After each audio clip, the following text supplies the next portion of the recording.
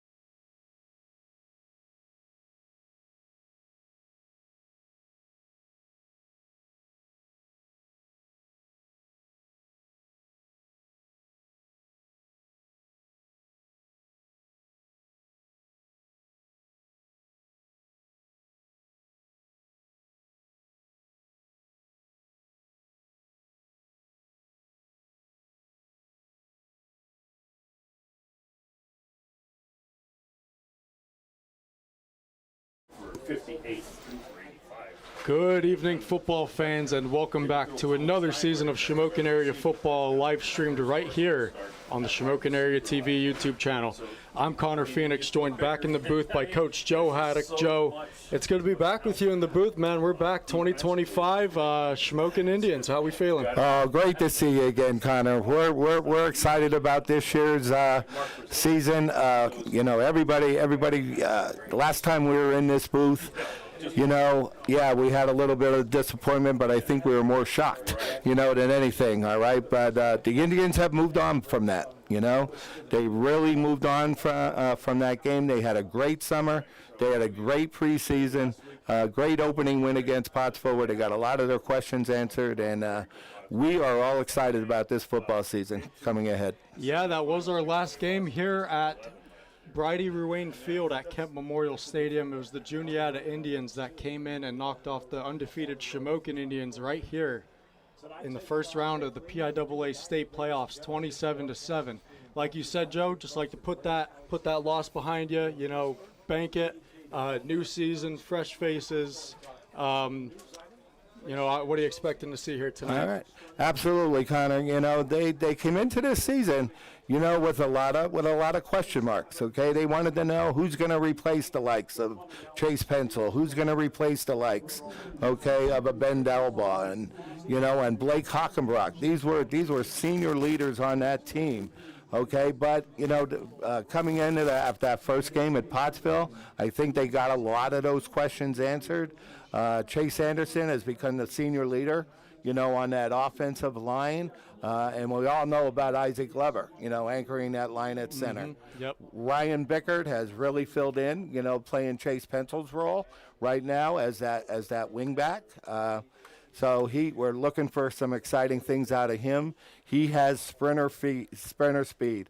Track this year, he ran a 10.800. So we know he has some sprinter speed. Right? Speed on the field. Tonight's venue is the gorgeous Bridie Ruane Field at Kemp Memorial Stadium as the Shamokin Indians prepare to host the Leman Black Knights in the 2025 home opener. Shamokin started its season off on the right foot, Joe, as you alluded to, as they defeated Pottsville last Friday evening at Veterans Memorial Stadium 34-14.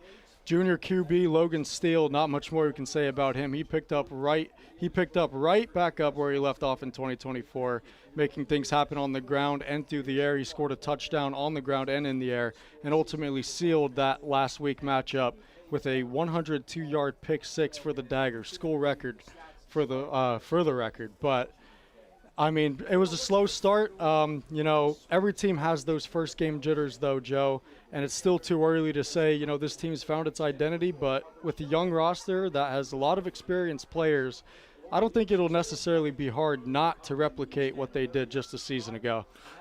You said it right, Connor. You know, that first game, again, they answered a lot of questions.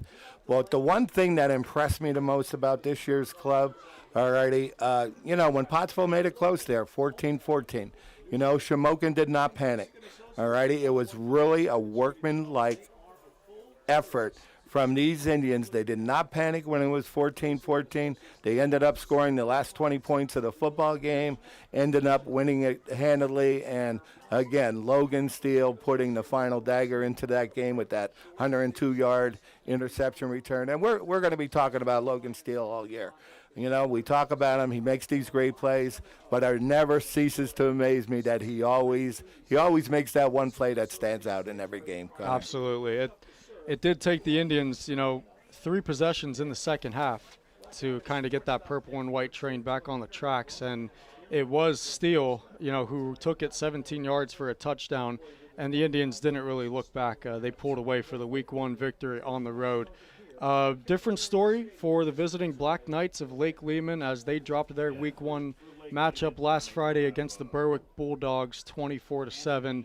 A team they beat 19-9 last season. And Joe, apparently I learned after doing research and preparing for this game tonight, that's a rivalry? Lake Leman, Berwick? Apparently, Connor. You know, that's actually news to me. That's the first time I ever heard about that. I just wanted to see. Awesome. I just wanted to see if you had any insight into that because I was like, I didn't know they were rivals. But I think back in the '70s when Shamokin and Berwick played, that was more of a rivalry, I think, than Berwick and Lake Leman. But I guess they do have a little rivalry going up there. I gotta say, Joe, I love how they brought back the Shamokin Pottsville coal country rivalry. I love that. 2 hard-nosed football programs. Shamokin did get the best of Pottsville these last 2 years, but just trying to replicate what they did last season. Like you said, Chase Pencil's gone, Blake Hockenbrock's gone, Kurtz is gone. Benny Delbaugh. Yep. Benny Delbaugh is gone. Yep. It's just about the small guys, the young, inexperienced guys, just next man up, stepping up and filling in the role. Yeah, Pottsville's the type of team. Coach Brennan is in his second year. Up there in Pottsville, got a late start his first year. Had a whole year to work with this squad this year. They're a tough football team. They are going to win a lot of football games. They're going to win a lot of football games this year, and it was a really great opener. Absolutely. Okay, for Shamokin. It is a beautiful night for a home opener and perfect football weather in this fresh 2025 season. Week 2 matchup between the Lake Lehman Black Knights and the Shamokin area Indians. Here comes Shamokin out of the locker room, getting ready to take the field for their 2025 home opener.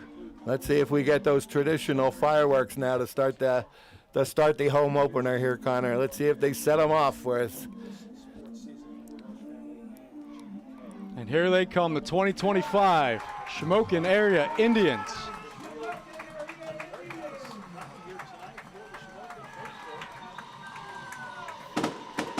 And there they are. And there they go, Connor. The fireworks. There they go.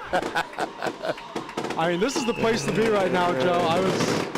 I was talking to you pregame, and I arrived here about 50 minutes before the game, and bleachers were already getting packed. It's the place to be right now, Joe. I'll tell you, this town is buzzing. They are painting the town purple once again, and what a crowd for this home opener. I don't think I've ever seen it like this before. Not for a home opener like this for a long time, Connor, but you're right. One thing about this town, they will support a winner. They will get behind you 150%, and as long as this team goes out there and gives a great effort every single week, they are winning. All right, they got it. They got something special really going on here, right now. So some really excitement here in the Shamokin Township area right now. Absolutely, and thankfully they got that first win out of the way. It was the first time, this season that they faced some adversity, but like you said, it's the way they overcame that and were able to pretty much outscore Pottsville in the second half for the remainder of the second half, and they pulled away for a pretty impressive victory at Veterans Memorial Stadium. It's not easy to go into enemy territory like Pottsville and take them down in the fashion that they did. Logan Steele, like we said, that 102-yard school record, pick 6, the dagger to seal it. You said it right, though, Connor. Shamokin and Pottsville has been a big rivalry, a big tradition game for years. And I'm glad Shamokin has them back on the schedule because it's a real good opener for them. Coach Persing has developed a relationship up there in that District 2 area. Not only scheduling games with teams like Lake Leman, but this summer, Riverside, coached by Coach Armstrong, I believe, up there at Riverside, came down for a 7-on-7 and an 11-on-11, and we had a great workout with them. 2 years ago, they went up to Dallas, high school. Yeah. Alrighty, and had a great workout. Dallas was coming off their state championship game. They didn't win that game, but they were coming off. And Coach Persing just wanted them to get around those kids, to see what it takes, to really get to that next level. Right. So. I mean, some stats from last week's game. Steele went 5 for 10 through the air, 85 yards and a touchdown. He rushed 8 attempts for 58 yards and a touchdown. Barrett Walsh, who we may be calling his name tonight, he went 2 for 2 for 14 yards. When Steele lines up as a wideout, we might see a little bit of Barrett Walsh tonight. Zakem Clinton, he picked up where he left off last season as well, 14 carries, 108 yards and a touchdown. Jay Skink, 9 rushes for only 25 yards. You want to see him get going a little bit tonight. I think tonight will be a big confidence booster for him. His shiftiness and quickness doesn't take him long to get into the secondary and, turn it into a big play. Right. One thing they started also this year, Connor, they put Zakim and Ginky in the backfield together, alrighty, and with that duo out there running the football, they cannot key on just one particular back out there, and they just have that threat. And Zakim, again, like you said, left off where he started where he left off last year, over a 100-yard game. Ginky, they couldn't get untracked, all right, but again, like you said, I think he's going to get untracked a little bit.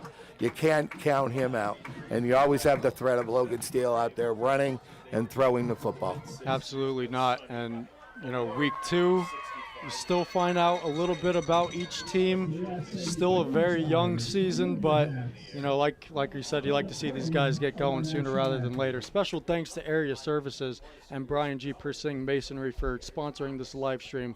We're going to stand aside for the playing of the national anthem.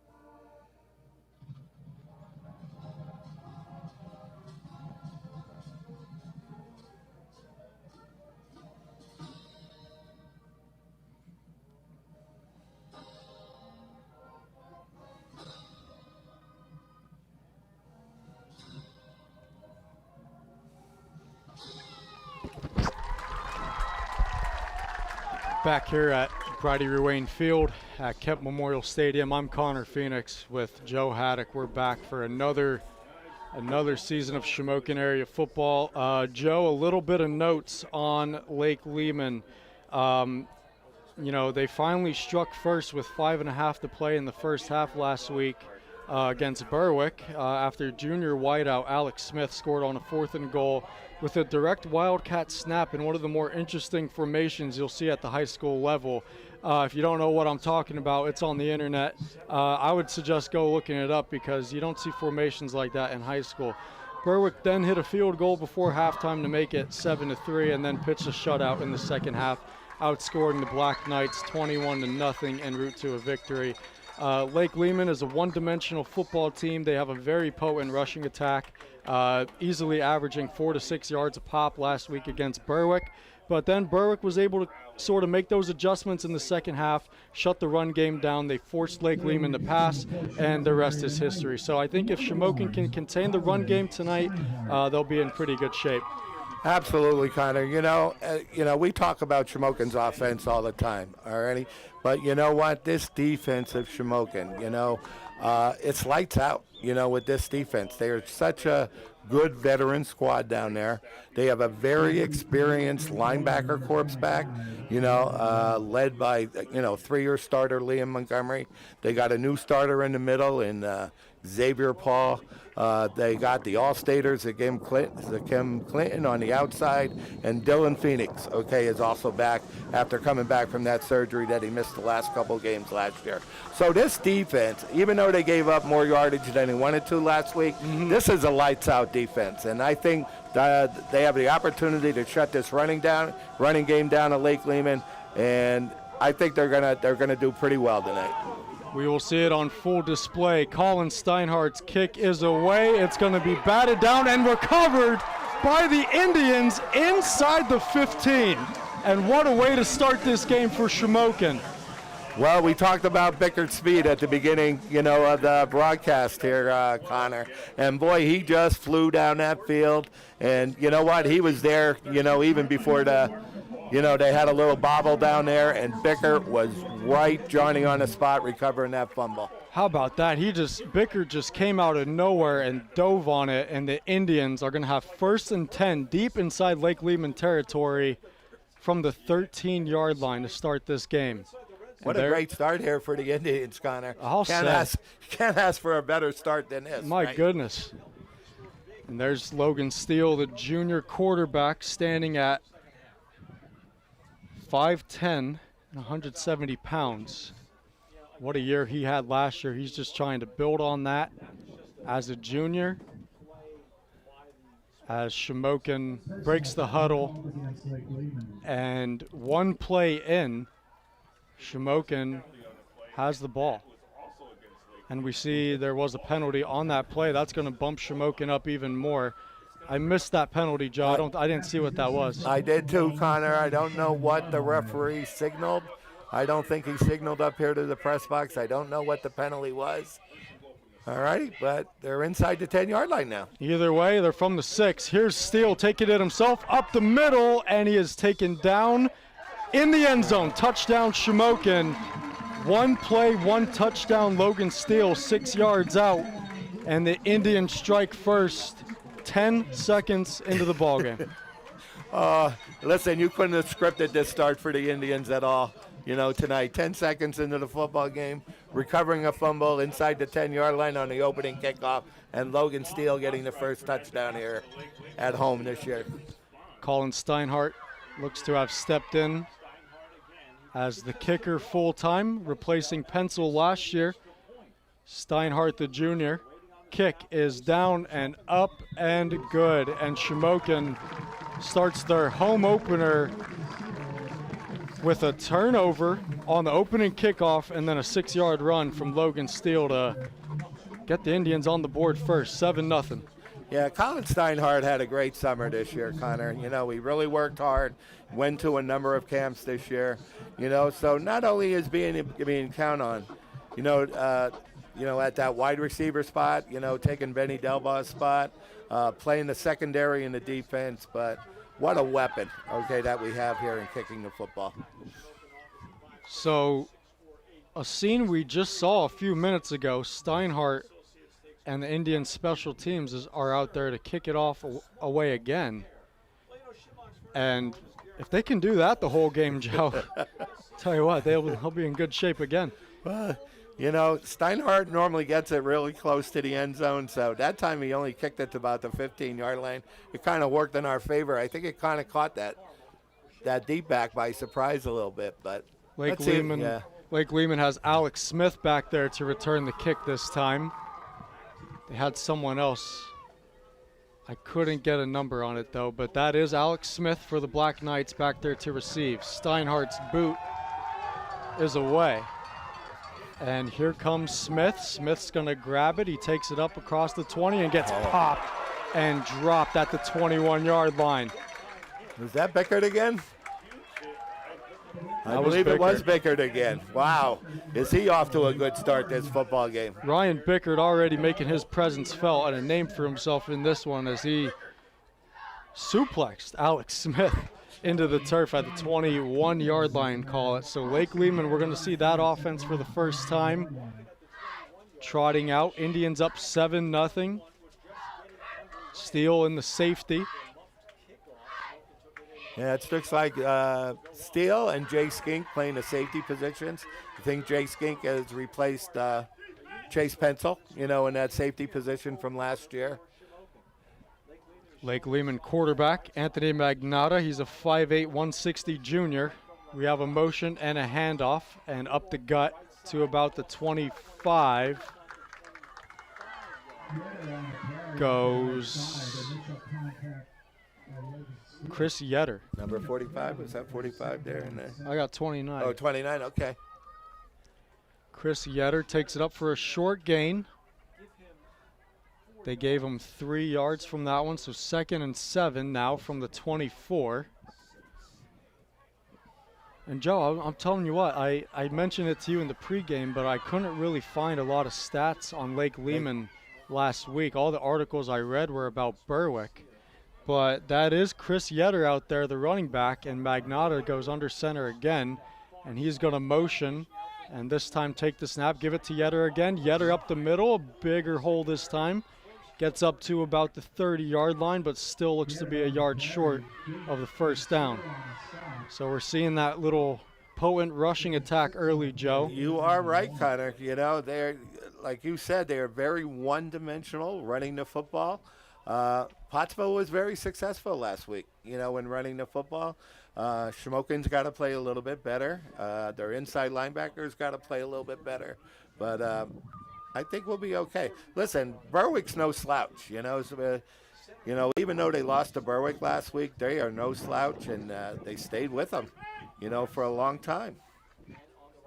Scoreless until 5.5 minutes left in the first half. Here's Magnotta up the middle, but it looks like He got stuffed. It all depends on the spot here. They're going to give it to him. First down, Leman. Yeah, I thought he initially fumbled that snap, but that must have been a design quarterback sneak because they only had about a half yard to go, for that first down. But at least maybe Leman is kind of settling in now a little bit and trying to get that running game going. Yeah, and that number 29, Chris Yetter, he's a big back. He's a senior. Stands at 5'11", 175 pounds. So I'm guessing he's going to get the bulk of the carries tonight for the Black Knights. Yeah, talking with my son, he works with the defense a little bit. They are big up front. They have some big running backs. Here's Magnotta to the left side. He's got a little bit of a hole, and another good gain for Leman out to close to the 40-yard line, their own 40. So little methodical drive coming along. They're putting together here, Joe. Very good RPO action that time by the quarterback. Made a great fake to that dive back and decided to pull it out and keep it, and he got the edge. So we got to play a little better on the edge out there. It's funny you mentioned how they played against Berwick last week, Joe. I mean, they beat Berwick last season 19-9 and then ran into a brick wall in week 2 after Shamokin came in on their home turf and beat them 49-0. And that's the game that really turned some heads for the Shamokin program and garnered them attention. Here's Yetter going nowhere. Backwards, if anything. We'll see where they spot it, but it's going to bring up third down for Leman here. Yeah, great fill that time by linebacker Liam Montgomery. He's the 3-year starter there in the middle, for the Indians. So real nice fill that time. Put him in a little bit longer, 3rd and 3 situation. Hopefully the Indian defense can get off the field here. 3rd and 3. I think we'll see what happens here, Joe, but it may be 4-down territory. Yetter is the back. Magnotta's under center. He's going to motion again. Magnotta takes the snap, hands it off to Yetter. Yetter is stopped for another short gain, if any. And that was Bobby Whitmer. Yeah. The 6', 250-pound junior on that defensive line, first to greet him. Yeah, Bobby Whitmer was one of those kids filling in for Ty Kurtz last year, if you remember, after Ty Kurtz broke his leg, towards the end of the season. But Bobby Whitmer has been one of those kids that worked so hard in the weight room all summer, got his weight up, strong as an ox, and he is a good guy on that defensive line, and even plays on the offensive line also. 4th and 3, that Black Knight offense is going to stay out there. Magnotta, and we got some movement early. We'll see who it's on. I saw the Indians D-line jump. Oh, they offered him the timeout. Well, we they have gave a him the timeout, yes, before they jumped off sides there, Connor. So that was Leman who took the timeout? Yeah, who took the timeout. Leman. Yep. So I don't think they're going to get the penalty. I don't know if this will change their decision. I think the penalty would have made them change their decision. But I don't know if they wanted to. Maybe they forgot it was 4th down. I don't know. 7-0 Shamokin, 7:03 to play here in the first quarter in the Indians' home opener here at Bridie Ruane Field at Kemp Memorial Stadium. And if you're just joining us, I'm Connor Phoenix, joined with Joe Haddock. Shamokin opened this game after a muffed kick was recovered by Ryan Bickert inside the 15, and then a late penalty by Leman set the Indians up inside the 10. Steele took it with his legs from 6 yards out and scored with 10 seconds into the game. Yeah, only 10 seconds in. 6 yards of total offense tonight, Connor, and we have a 7-0 lead. So trending in the right direction. Well, Leman, they changed their mind. They are going to change their mind. That is Devin Albee, 6'2", 250-pound sophomore out there to punt it away for the Black Knights. Albee boots it away. It's a good kick, and it's fielded by Steele. Steele trying to get to the edge. He gets to the outside. Steele down the sideline, and he's going to run out of bounds, but it looks like he got well into Leman territory. Heck of a return there by Logan Steele, who sets the Indians offense up once again with great field position. Yeah, great run there by Logan. He just outrun that first wave of defenders, that coverage coming towards them, and had a big wall there in front of them and ended up with a big return into Lake Lehman territory. Call it the Lake Lehman 36-yard line. That's where the Indians will start their next drive. 7-0 lead with 6:49 to play in the first quarter. Zakem Clinton is the back to the left of Steele. And we might see his first run tonight. We will. Here's Zakem up the middle. Decent gain, but he's taken down inside the 35. Looks like he got 2 or 3. Zakem, he, like we said earlier, Joe, he picked up where he left off, 1,000-yard rusher previous season ago. Same with Jace Gink. He ran for 1,200 plus last year. Exactly, and and they shared carries last year, Connor. And this year, Coach Persing decided to put both of them, in the backfield together. Jace Gink is lined up at the wing back, over there, and a lot of weapons out there in offense. It's great to have that two-headed monster at running back. Brings up a 2nd and 7. Here's an inside handoff. Here is Gink. Almost slips up by the turf monster. And there goes Gink. He breaks through and finds a hole, but he's taken down inside the 10. That's exactly what we wanted to see out of him tonight, Joe. We talked about it before the game, Connor. We wanted to see Ginky get a little bit untracked here tonight. And what a great run to start his night off tonight, Connor. Great job. Inside the 5-yard line? Inside the 10. They're marking it at the 7. Yep. So 1st and goal for the Indians. Oh no, they're going to put him at the 5. That was a 29-yard run from Jace Gink. And it's 1st and goal for the Indians at the 5-yard line. So he got enough yardage on that first run than the whole game last week. So that's a good start for Jace. Here's Zakem Clinton up the middle, trying to shift around tacklers, and he's in for the touchdown. Another one. Touchdown Shamokin, touchdown Zakem Clinton. And the Indians extend that lead. All running that drive, Connor. They got the backs going.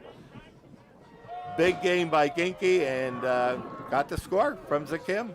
Indians making it look easy early, as we are just over the halfway point in the first quarter, and the Indians have found the end zone twice and have done it pretty easily.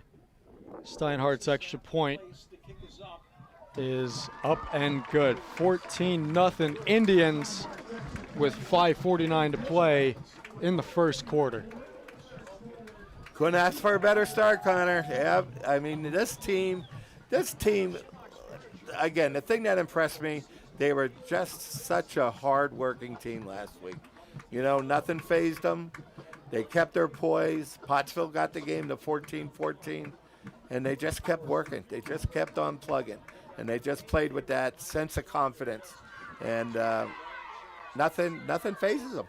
I was going to say, ever since that second half last week in Pottsville, this is more of the Shamokin team that we saw last year, and making it look easy. 14-0. Shamokin did beat Lake Leman last year at Lake Leman, 49-0. Lake Leman's 0-1, Shamokin 1-0. First home game of the year.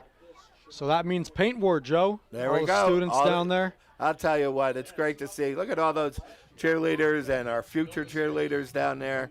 It is so great to see everybody down there and really enjoying themselves tonight. And packed stands to support their Indians. Steinhardt, for the third time in 6 minutes and 11 seconds, is going to boot it away. And it's going to go to the near sideline and out of bounds, so that'll be a penalty, kicking it out of bounds. So Lake Leman will start at the 35. And that was to Alex Smith. I'll tell you what, Joe, I mean, I know it's late August, but it feels like late September. Well, early October, the way this weather is. It's funny, Connor. Here we are. We're still in the month of August, and this is our second game that we're playing. All right, it's not even September yet, and we got a 2 game. This is our second game under our belt. Yep.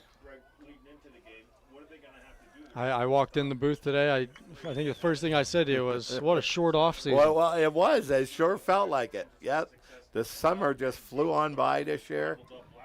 And here we are, in football season. So the Black Knights will start from the 35-yard line, their second drive of the game. Yeah, they had a little success that first drive, Connor. Let's see if we can make some adjustments here. I mean, they have that wing back. They have that big wing back, 45. I'll tell you what, they use him like a fullback. Magnata's going to hand off to Yetter, but we have a penalty. It looks like Shamokin jumped early. Nope, false start on Lake Leman, so that's going to set them back. I did see some kind of movement up there. I didn't know if they were going to get Shamokin for encroachment or offsides, but it was one of the O linemen for the Knights that jumped first. So that's going to put them back to the 30. Yeah, being as one-sided as they are, Connor, they can't afford to put themselves in, position, first and long or second and long if they're constantly running the football. They're playing right into the hands of the Shamokin defense. First and 15 for the Black Knights at the 30-yard line. Magnata is under center. Yetter is the back. Magnata hands it off to Yetter. Yetter going nowhere. He is stuffed. I saw Braden Kavanaugh in there, and that looks like Logan Munson as well. And Liam Montgomery, the linebacker, in there. Three guys, yeah. Kavanaugh, Kavanaugh is that guy that's coming in at outside or one of the corners, for the Indians. He's a sophomore. He's one of those young kids, one of those young upcoming kids that's going to be a good football player, getting good experience this year. They gave him a 1-yard gain. It's 2nd and 14, just above 5 minutes to play. We're still in the first quarter. 14-0 Shamokin. Magnata takes the snap, hands it off to Yetter again. Yetter is met by Isaac Glover this time, and that's the wrong guy you want to run into, Joe. I'll tell you what. Holy mackerel. That's like meeting a wall, Connor. Oh, my God. And you're not going to believe this, all 424 pounds of them, believe it or not, if you want to believe that. But that's what he weighed in at the start of the preseason. Heck of an athlete. Oh, my God. He is a workhorse. Listen, I gave him a big hug after the Pottsville game. He was exhausted because he gives it all, on both sides of the football. And he's so 424 pounds, and he's so athletic, so athletic.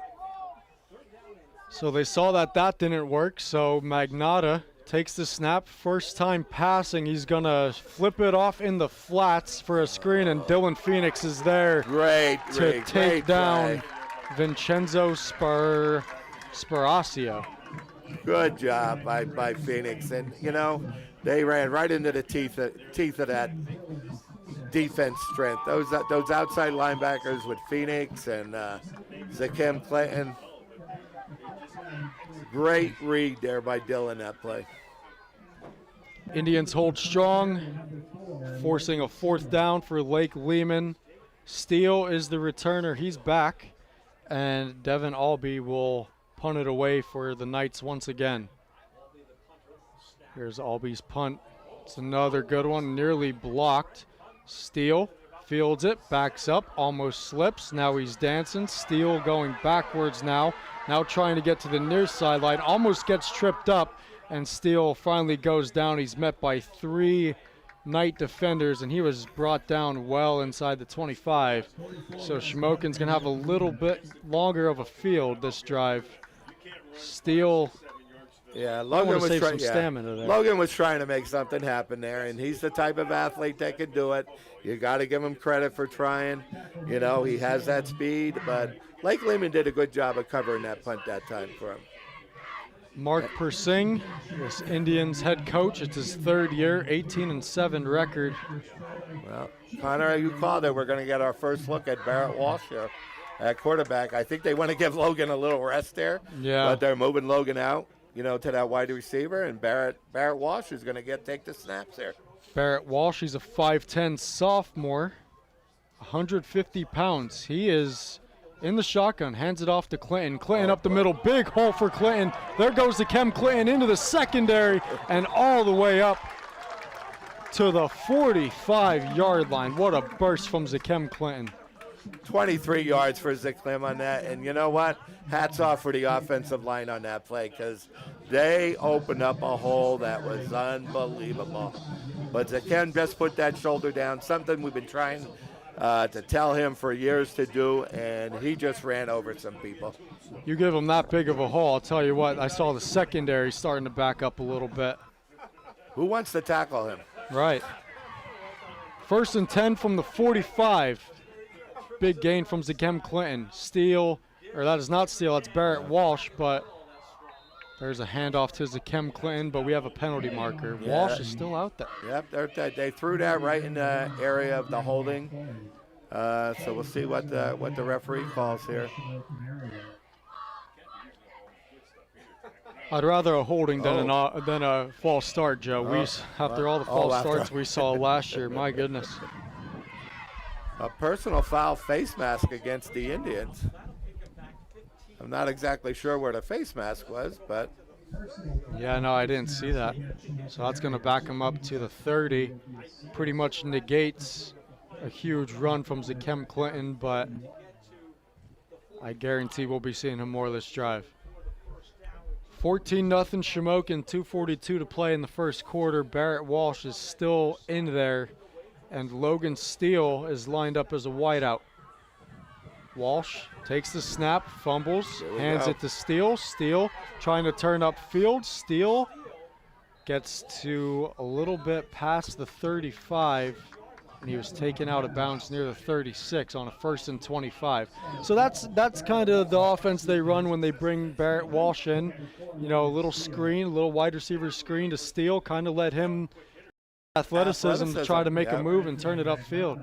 And listen, don't get me wrong. They're trying to, to give Logan a chance, to display the really athletic skills, that he has, for any of these college scouts, that may be looking at him. He is more, than just a quarterback. He is such a great athlete. Gain of 7 sets up 2nd and 18. Walsh still in there, inside handoff to Bickert. Bickert trying to get to the outside, and he's taken down near the 45. Looks like a gain of 8, so it'll set up an even 3rd and 10 for Shamokin here. Still in their own territory. Yeah, they got most of the yardage back from that penalty.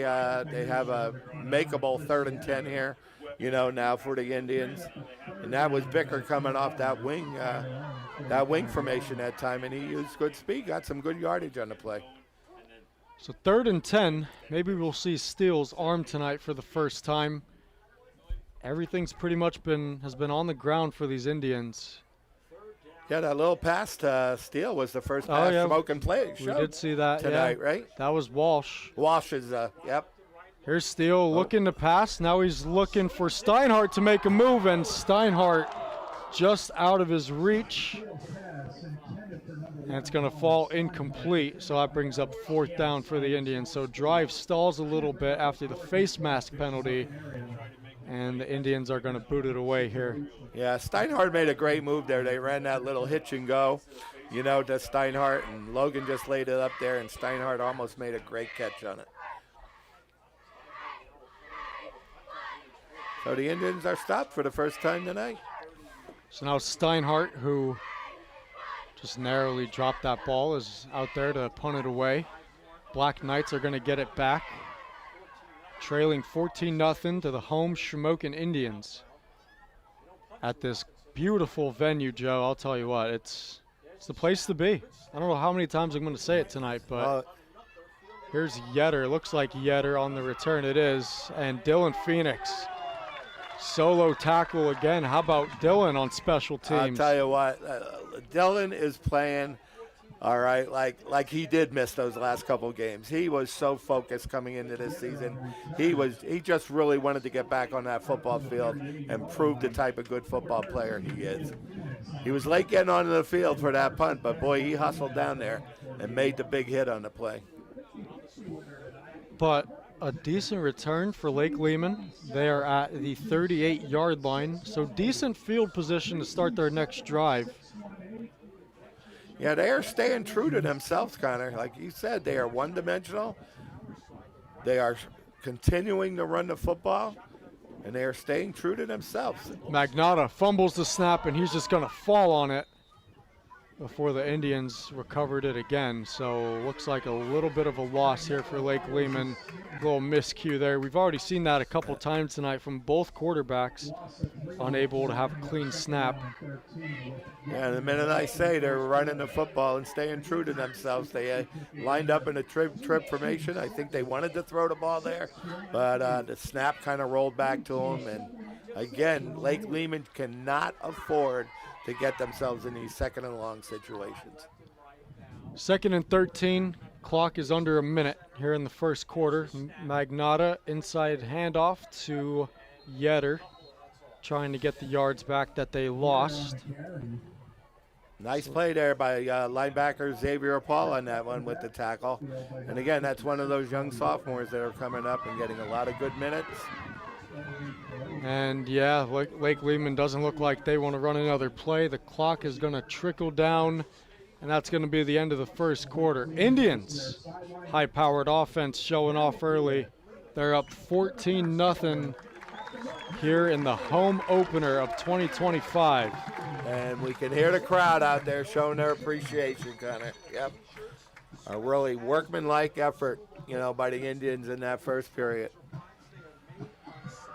Special thanks to Brian G. Persing Masonry and Area Services for sponsoring this broadcast tonight. We couldn't do it without you. And we know people love their Shamokin area football. If you're not at the game and you're listening on YouTube, we want to thank you for joining in. Absolutely. If you can't get out to, like you mentioned, Connor, this beautiful venue on a beautiful night tonight, we're here for you. I know there's a lot of people out there listening.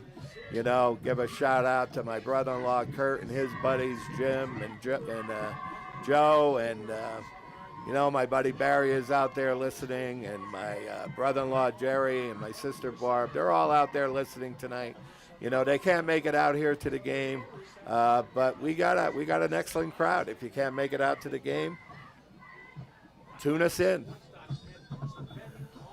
We're going to go to the second quarter here, getting ready for the second quarter. Indians up 14-0. Week 2. And Shamokin coming on strong here early. It's a third and 11 for the Black Knights from their own 37-yard line. Yeah, they're back in that trips formation. Magnata takes the snap and rolls to the right, looking to fire downfield. He gets by Montgomery and then gets out of bounds near the Lake Leman 40. It's nowhere near good enough for the first down. Yeah, Bicker was there to clean it up there on the sideline at the 40-yard line, preventing him from going any further. But let's see what Logan can do on this return. He had one good return tonight, tried to make something on that second return. Yep. So now Devin Albee is out there for his third punt of the half as the second quarter is just getting underway. Albee's kick is away. Steele's going to let it drop, and Lake Leman picks it up near the 30-yard line. It took a Shamokin bounce there and went backwards, so good call there for Lake Leman to just stand on it. Yeah, the punt ended up a little shorter, I think, than Logan anticipated, and he made the right decision to stay away from it. Gave us a Shamokin bounce, and we have some pretty good field position. 11:13 to play.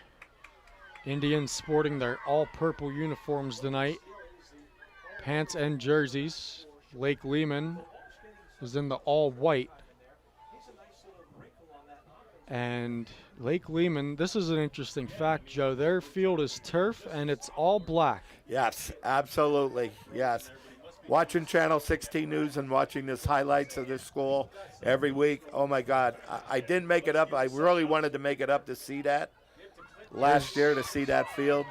Here's Clinton up the right side, dragging defenders with him up to the 40. Go ahead, Joe. Sorry for interrupting. No, that's okay.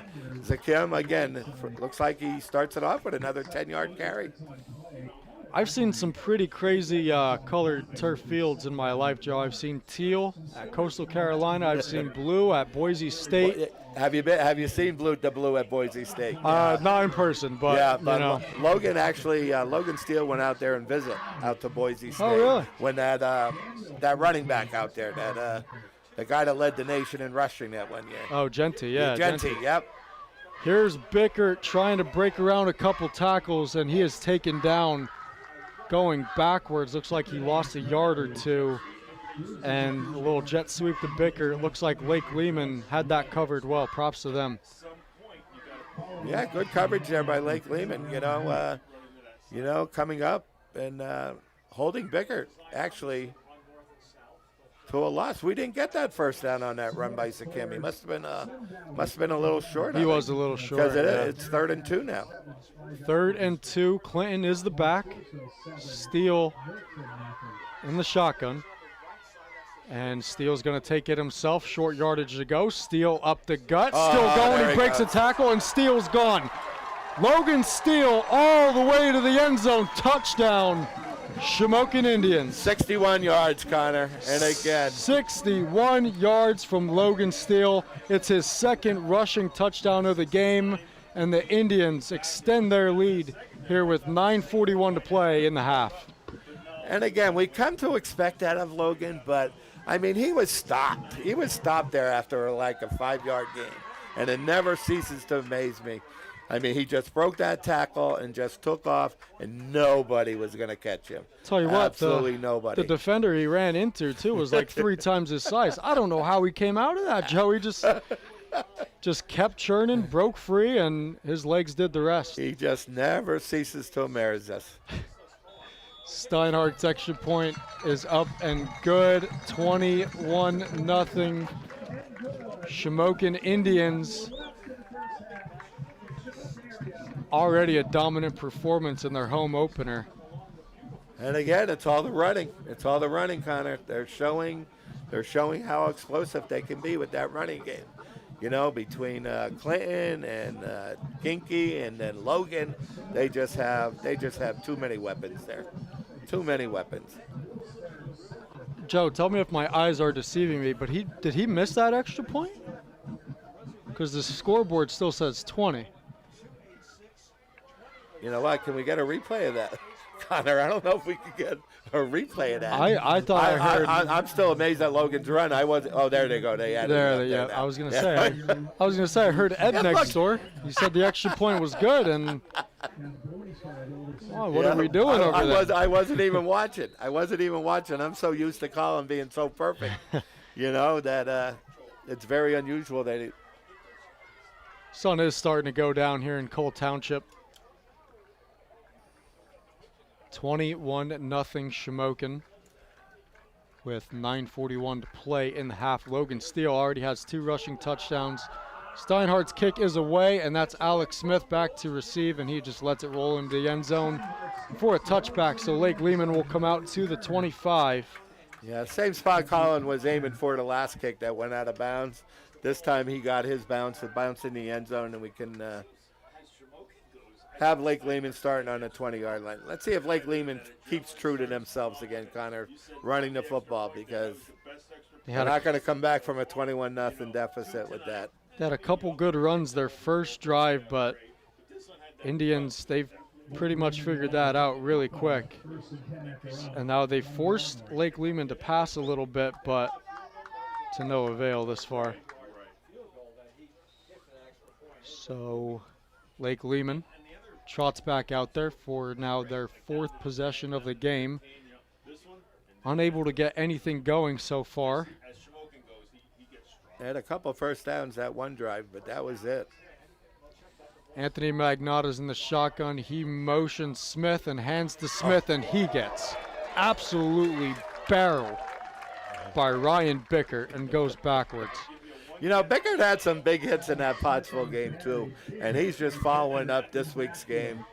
I mean, he made his presence known early in tonight's game, and he's just continuing it. Good for him. So now a loss of 5 after that mean tackle from Ryan Bickert. And Lake Leman faces a 2nd and 15 from their own 15. Indians 21-0, just over 9 minutes to play in the second quarter.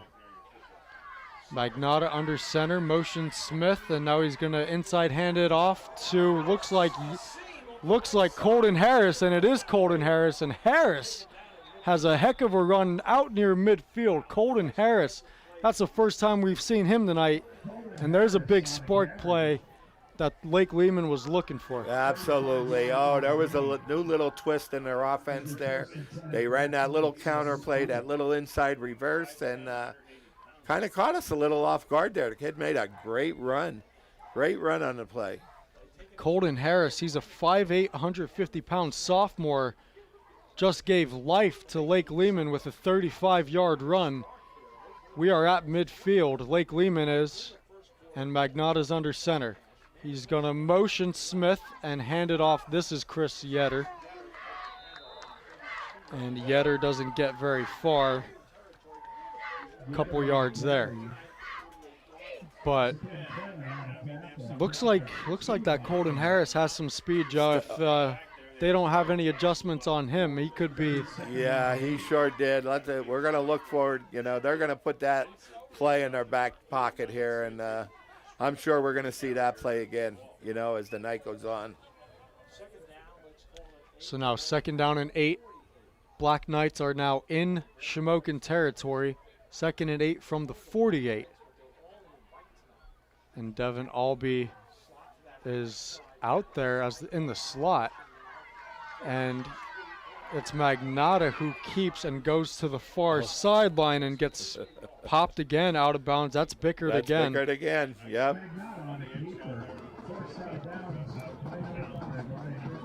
We're down to 7:22 to play in the half.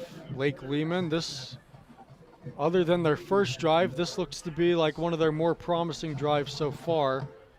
All set up by that big run. Magnotta got a yard there, so it's 3rd down and 7 for Lake Leman. They break the huddle. Chris Yetter is the back. You have Jake Evans and Alex Smith as the wideouts. Magnotta under center, motions Devin Albee, and a little screen to Alex Smith. Smith trying to make a move, and he is met by Logan Steele and goes backwards. That was Logan Steele, and then got some help from big Bobby Whitmer. Whitmer and Leon Montgomery. Great pursuit by the Indians, and you're not gonna get away with a play like that. That Bobby Whitmer, he looks like he's having fun out there, man. He is juiced up tonight, Joe. He is so enthusiastic in the way he plays football, Connor. Absolutely. You know what? He's such a happy-go-lucky kid. He just loves being out there and playing the game. So now 4th down and 8. There is Devin Albee to punt it away yet again for the Black Knights. The drive stalls once again. They had that 135-yard run by Colton Harris, but possession's going to flip back over to Shamokin. Albee's kick is away. This time it is to Steele. It's going to roll to Steele, and it takes a Lake Leman bounce, and it's picked up by Colton Harris at the 11-yard line. So Shamokin, with 6:24 to play in the half, is going to get the ball back, Joe. Maybe another score. Yeah, they got a lot of the field to go this time, but that doesn't seem to matter, you know, to this Shamokin offense tonight. They have so many weapons in that backfield. They've been doing it all on the ground tonight. And with Clinton and Ginky and Logan Steele. Indians are going to have pretty long field to go here, starting from their own 11. Logan Steele had a rushing touchdown last week. He has 2 already tonight. And a little score update. Mount Carmel leads Central Columbia 20-0 with 8:44 left in the half there. Here's Steele, fake handoff. Now he's going to roll to the far side. Steele looking downfield. Now he's going to take it himself with his legs. Steele cutting across the field. Now he's looking for a block. Glover trying to keep up with him. Steele with the juke move, and there he goes down the sideline. He's got one more man to beat. Steinhardt with the block. God. And Steele locks it in Oh, my God. for an 89-yard touchdown run. Unbelievable. I'm sorry, Connor, but I am speechless. You know, I am absolutely speechless. Logan Steele just glided his way 89 yards. Did you see Glover out in front of that play? Yeah. And you know He was trying so hard to get that lead block from Joe, and Steele was like, you know what, let me just juke really quick. Oh, my God. What a play. Logan Steele finds pay dirt for the third time tonight. Just talking about the Indians potentially scoring again. Well, that didn't take long. One play, 89 yards. Logan Steele, 3 rushing touchdowns. I just got to laugh. You know what? I just got to laugh. We're not even at halftime. Steinhardt is out for the extra point. He was the last man to block for Steele, and his extra point, I'm going to watch it this time. We got to watch it this time. Kick is up and good. 28-0 Indians in the home opener over Lake Lehman. Yeah, we're not even halfway through the second quarter here, Connor. This game may be in the mercy rule here for the second half. Get a lot of those younger kids some playing time, but boy, I'll tell you what, because it's a long season, and we're trying to keep these kids fresh because, you know, we got some big ball games coming up. Yep, got to keep it balanced. Got to keep it balanced. Give these kids their rest. I think they've earned it. I mean, Logan Steele started to throw that ball deep. You know, I think Lake Lehman had some good coverage on the play. But, boy, when he took off and had all those blockers out in front of him, and when you look at Big Glover out sprinting downfield to try to get out in front of that play, that is a classic. That is an absolute classic. I think the Indians kind of found themselves now. Like I said, that I think the turnaround for that was that second half in Pottsville last week. Big win at Pottsville. They beat them 27-13 last year, 34-14 this year. I think that may be a rivalry renewed. Yeah. As Pottsville, as you alluded to earlier, they get a little better each year. New coach. Steinhardt's kick is away. That's Alex Smith back there for the Knights to receive it, and a beautiful kick from Steinhardt. Rolls into the end zone for a touchback. Yeah, that's what we come to expect from Steinhardt now. You know, when you have a team starting at the 20-yard line every drive, that's a big advantage for the defense. Once again, we got to thank Brian G. Persing Masonry and Area Services for sponsoring this YouTube broadcast. We have Jersey Shore here in 2 weeks. We have a lot of fun here, Connor. We honestly enjoy. Listen, it's a lot of fun watching this team when they get it going. And I saw the WNEP Super 16. I think they had Jersey Shore at like 12 or 13. Well, I think in the preseason rankings, Connor, I didn't. Oh, Jesus. Yetter goes backwards yet again. He's taken down hard. And that's Chase Anderson down there celebrating now. You got another lineman pointing to the sidelines. But yeah, Joe, I mean, they had Jersey Shore really, really low. Yes. You know Did they what? lose a lot of kids? They're always going to be your typical Jersey Shore team. They beat a very good Dallas team the first week of the season. Yeah. Connor, they beat a very good Dallas team. I think they would have had a move up, okay, in the preseason. You know, from that preseason ranking. We all thought that was a little low, you know, for them to be ranked. We all saw what North Schuylkill did to Mount Carmel, you know, in that first game. Dismantled them, putting up 64 points. And Mount Carmel was ranked 6th, you know, in the Channel 16, you know, ranking. So I'm sure, I apologize, I did not see that second week, you know, of rankings. But I'm sure Jersey Shore moved up quite a bit, you know, after that big win against Dallas. And I'm sure Mount Carmel probably tumbled, you know, a little bit. Yeah, Mount Carmel, like I said a few minutes ago, they're up 20-0 in this week's matchup. They're at Central Columbia, 20-0. That one's 8:44 left to play in the half. Southern Columbia also lost big last week. Yeah, Mount Carmel's probably playing with a little chip on their shoulder this week, Absolutely, absolutely. They're going to come out. They're going to be. It's still a team to be reckoned with. As the season, goes on. So they're playing with a little chip on their shoulder this week. Well, Carmel, they're one of those programs that they're never really out of it. I mean, you've seen them lose week one a couple times, but then they come back to win 6, 7 in a row. So never count that program out. Lake Leman, they've made a switch at quarterback. It's now Jesse Strenful, and his pass goes incomplete, intended for, I think, Alex Smith. I believe Alex Smith, but now Lake Leman is going to punt it away again. 4th and 9, 5:08 to play. Yeah, pressure on that play was one of those new linemen, Nathan Kaleda, one of those big linemen that they have, big sophomore. I think he's a sophomore. I think he's listed as a sophomore. But he got the pressure on the quarterback that time and forced him into that errant throw. And, that was, kind of the keys to the game that we talked about in the pregame. Force Lake Leman to throw. They are one-dimensional. And here's Logan Steele on the return, the dangerous Logan Steele. Comes to the near sideline, goes down the sideline again, looks for a block, but gets the big Devin Albee shoved into him, and Steele then runs into him and out of bounds. But Indians, great field position here for their next drive. I was just saying, is this going to be number 4 for Logan? But boy, did he have a lot of purple in front of him there. A lot of purple in front of him.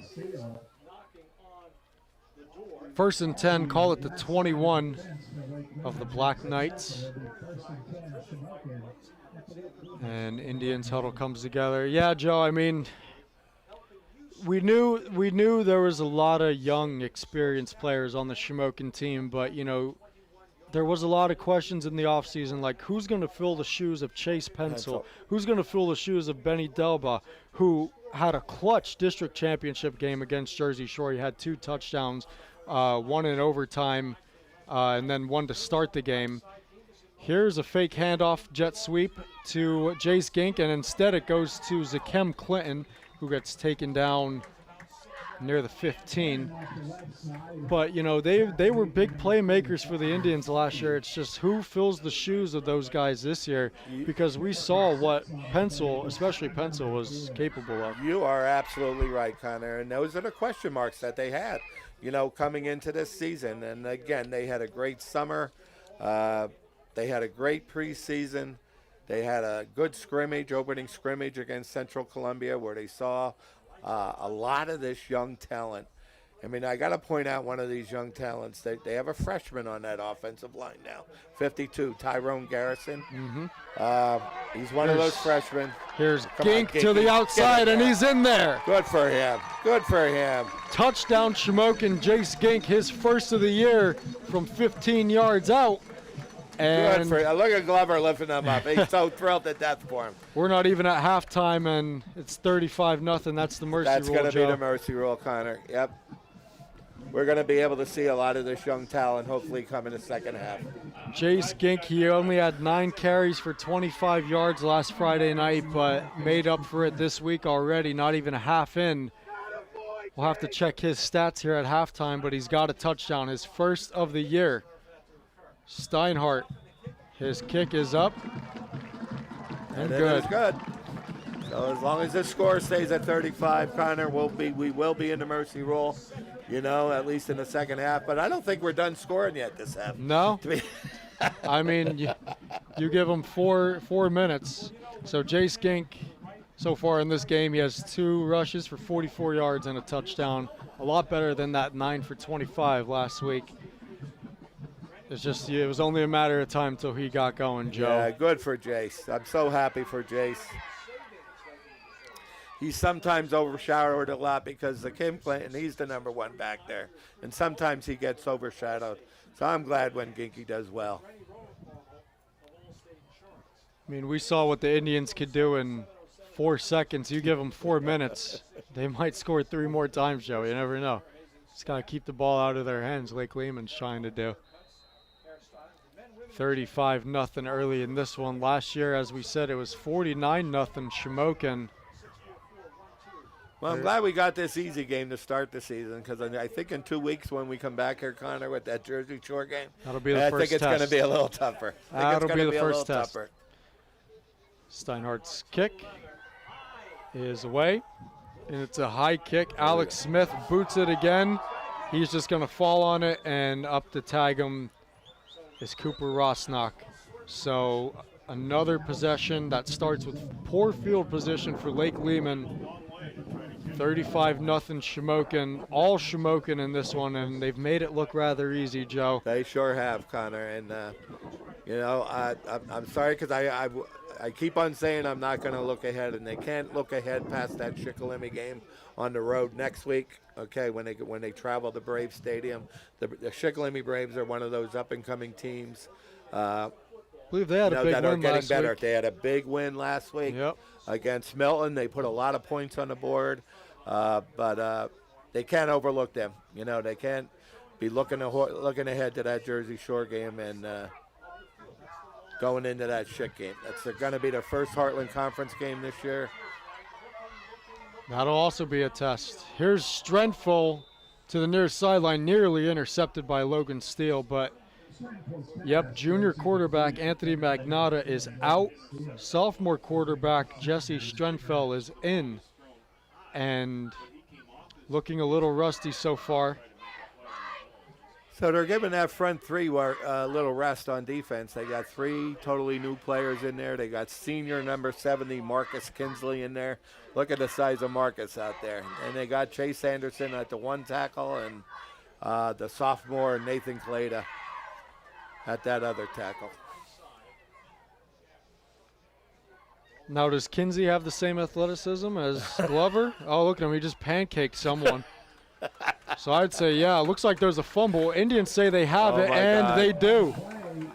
So a potential for another touchdown is well in range, Joe. Indians are going to start from the Lake Leman 12-yard line with 3:46 to play in the half. Let's see if we still see more of Logan, if they're going to go to Barrett Walsh in a little bit. But I think he'll end up finishing the half with us. But to answer your last question there about Marcus, Marcus is a great kid. He just loves the game. As athletic as Isaac, no. I can tell he kind of just But he's a great kid. Instead of pushing, he kind of just fell on someone. But, I mean, it worked out. He did his part, fumble. He did his job. Indians recovered inside the 15. Call it the 12. Steele still in there. Clinton's the back. Here's Steele going to the end zone looking for Steinhardt, and he's got it. Touchdown, Shamokin. Colin Steinhardt. He caught one last week. He's got one this week. 41-0 Shamokin, barring the extra point. Listen, you talk about a great pattern to the corner of the end zone, and Logan just put it right on the money, and Colin made a great catch on the ball. And you know what? It was really a great pattern to the corner of the end zone. And I'll tell you what, Logan and Steinhardt have a great connection this year. A great connection. What a throw by Steele. The end zone fade, and Steinhardt using his height and strength to come down with it. But what a throw, what a catch. Steinhardt's extra point is up and good. 6 for 6. 6 for 6 for Mr. Steinhardt. 6 for 6. Good night for him with a touchdown. Just under 4 minutes to play. I mean, we were just saying a couple minutes ago, you give the Indians 4 minutes. Well, you can't give them the ball on the 12-yard line, I guess. Only 19 total seconds have gone by, and Indians have another touchdown. We want to thank Brian G. Persing Masonry and Area Services for sponsoring this week's broadcast, Shamokin's home opener. The Paint War student section, all covered in purple, white, and black paint. What a tradition, Joe. They do it every year. They for do the it home every opener. year, absolutely. Yep, they come out, they get themselves all painted up in the purple and white and black. And Tale as old as time. What's our student? I can't really see the student section from here. Hopefully we got a good student section Looks like they down got there. 5 rows deep. Yeah, they down got there. 5 rows deep. Good. Tell you what, basketball team had another great year last winter. Fell short in the district championship to Danville, though, but what a run. Unfortunately, yep. What a run for that group. Shuey, Joey Heil. Oh, my God. There's another booted kick by Lake Lehman, and he just falls on it at the 20-yard line. We almost got that one inside the 20-yard line, too, Connor. I mean, Lake Lehman just can't keep giving us this short field. I don't know what Steinhardt's put on those kicks, if they're all just knuckleballs or I don't know what he is doing, but they can't seem to. Well, one, he's kicking away from the wide receiver or from the kick returner there. So the kick returner is used to getting everything kicked to him there in the middle of the field. Steinhardt's putting it in a good spot, in the field. The receiver's got to go out there and get it, and he's got that spin on the ball, and it's very hard to pick up. Lake Lehman starting from their own 21. Here's Strenfeld. He's going to hand it up the gut. Good run there. Trying to see who it was. That is, looks like Chris Yetter again. It is Yetter with a decent run. 4 yards. And that's pretty much what they did against Berwick last week, Joe. 4 to 6 yards a pop for every run. And Chris Yetter gets 4 there. Yeah, again, they're staying true to themselves.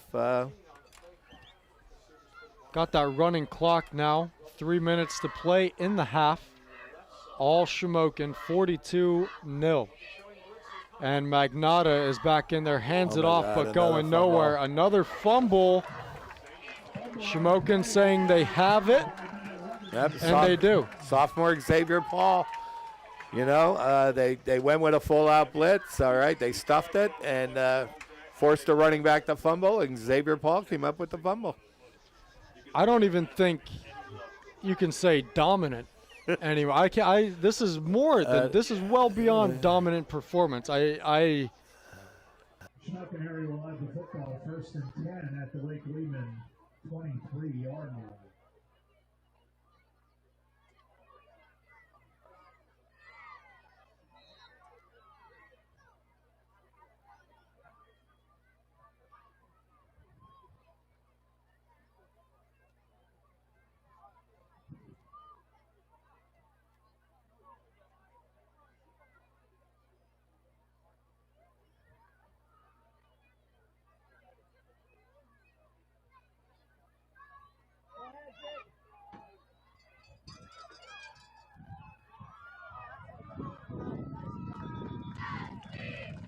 On a carry, takes it inside the 20 and down at a 16.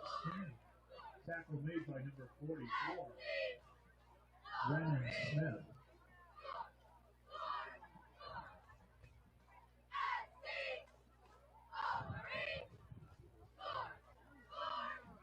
They spotted at the 17-yard line, 2nd down and 4.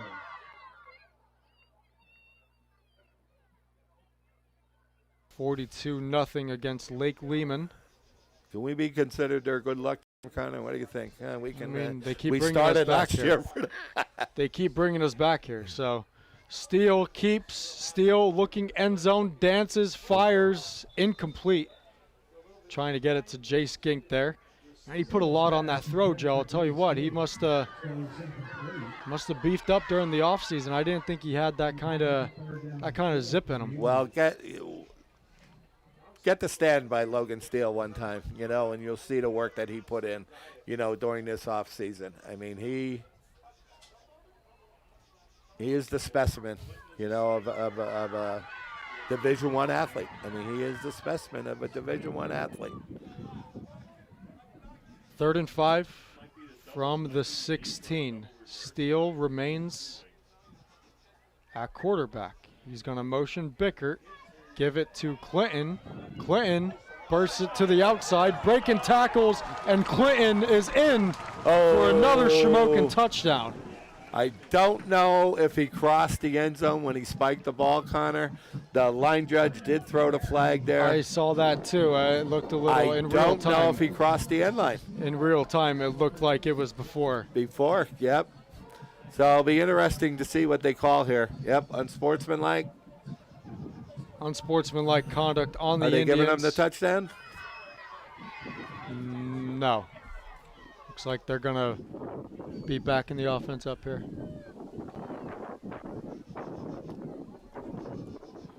I mean, the score says 48 still right now. But I don't think he crossed the end line. Trying to figure out what's going on. Clinton, I mean, I saw in real time it looked like it was a little short. I mean, it was a great run. I think they're giving him the touchdown. They're going to enforce the penalty on the kickoff. So apparently he must have crossed the goal line there, Connor. Touchdown will stand. Steinhardt's on for the extra point. Yep, put the penalty aside. So Kim Clinton made a heck of a run there. Can't say I'm surprised with that one, Joe. Steinhardt's kick is up and good. 49-0. What was the final in last year's matchup between these two teams is now the score with a minute and 48 seconds to play in the first half. Indians just firing on all cylinders right now, Joe. I mean, it's fun to watch. They've been fun to watch these past couple seasons, Connor. Yep. But, you know, like I said, it's only week 2. You can't really tell a team's identity in the second week, but we're finding out pretty quick here. Yep. They're enjoying it. They're having a good time. They are having some fun down there, you know, in the sideline. And, you know, hey, rightly so. They deserve it. They put a ton of work in this offseason, a ton of work. 49-0 Indians in the home opener. Couldn't ask for a better night for a high school football game. And listen, this is just going to open up a lot of eyes to a lot of teams, you know. They said all along coming in, they are the team that is hunted right now, you know. They are not the team that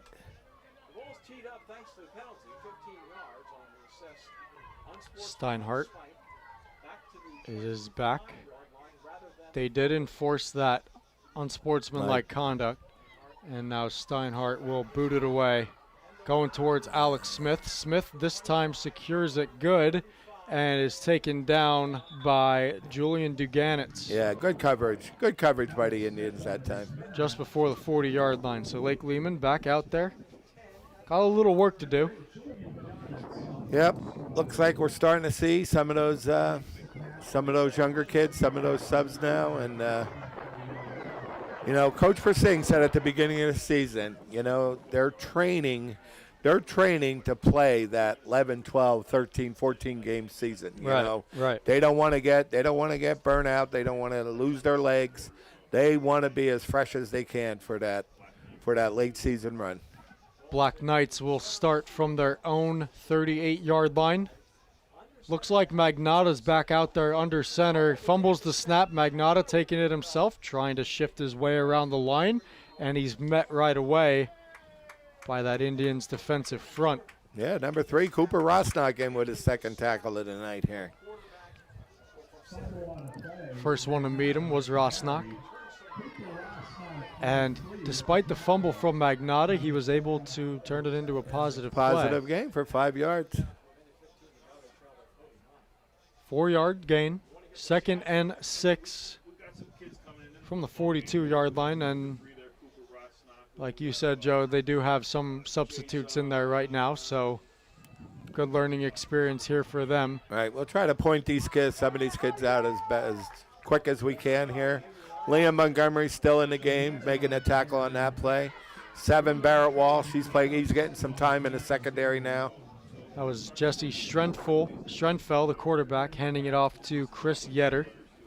And went nowhere as the clock trickles down on this first half. Number 8, Julian Duganitz in there. Number 16, sophomore Jazon McLean in there at the one corner spot. 23 seconds to play. So I think Lake Lehman is just kind of, oh no, they are going for the. Magnotta throws it up, and it was caught and dropped by Jake Evans. And that was Good coverage by Cameron Loro, and Evans is down on the turf right now. He's hurt. What a heck of a tackle that was by Loro. And Jake Evans still remains down on the turf. I was just going to say that Lake Leman was just going to be happy to run this clock out and get to halftime, and they made a liar out of me. They throw the ball up deep, and unfortunately they got a young man hurt on the play. Throw was just a little high from Magnata. Evans. That's number 21, yep. He's going to get up on his own power and head to the Lake Leman sideline.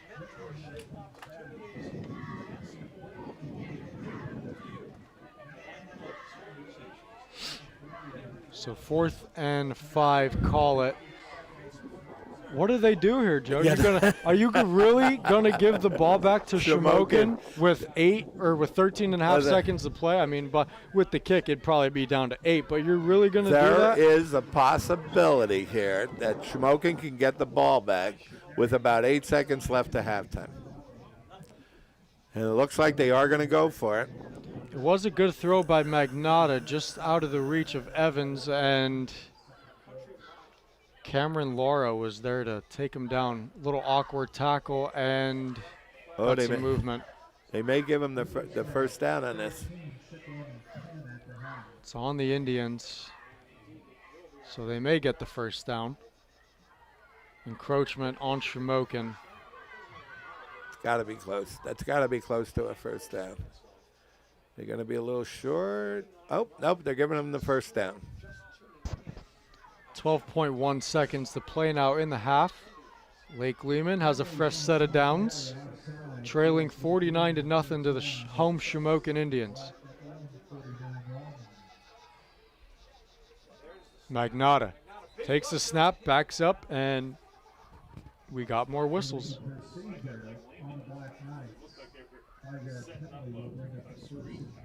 Yeah, a little false start there on Lake Leman. They got a little anxious. They were trying to set up a screen pass over there and started a little bit early.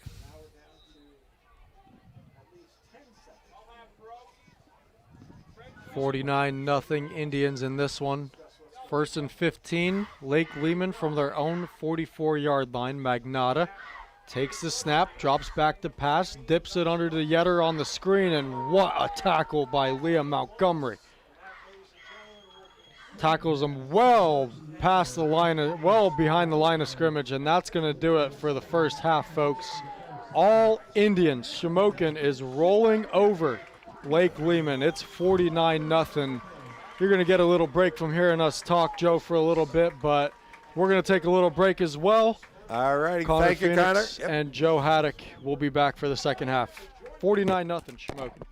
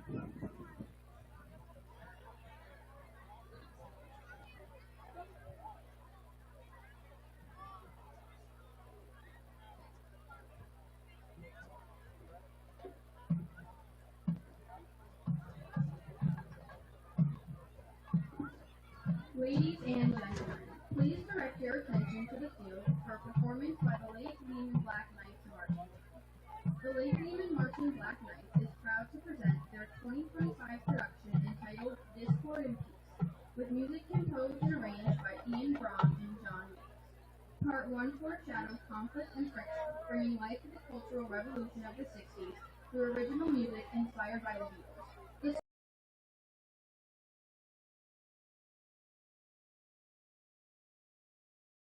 Wachowski, Assistant Director, Percussion Instructor, and Drill Designer Joseph Denise, Visual Coordinator and Color Guard Instruction and Design Brian Bacon, Visual Instructor Rob Hamilton, Percussion Instructor Seth Mishkowski, and Color Guard Instructors Ali Sankey and Lacey Carey.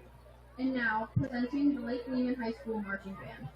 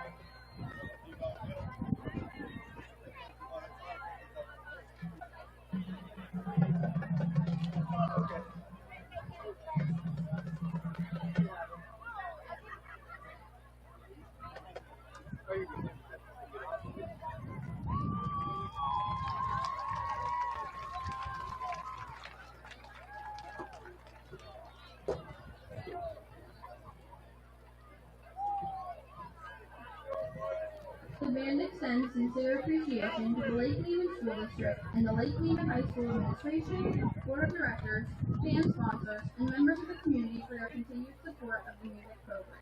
We hope you have enjoyed tonight's performance by the Lake Lehman High School Marching Band.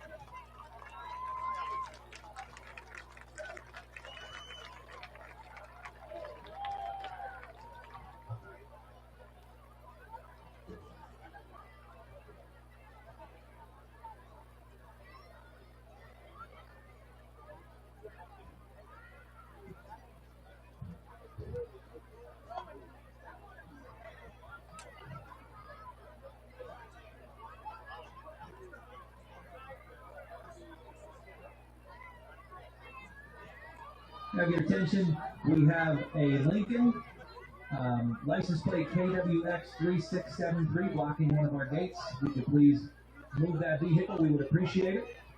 That's a Lincoln with license plate KWX 3673. Thank you.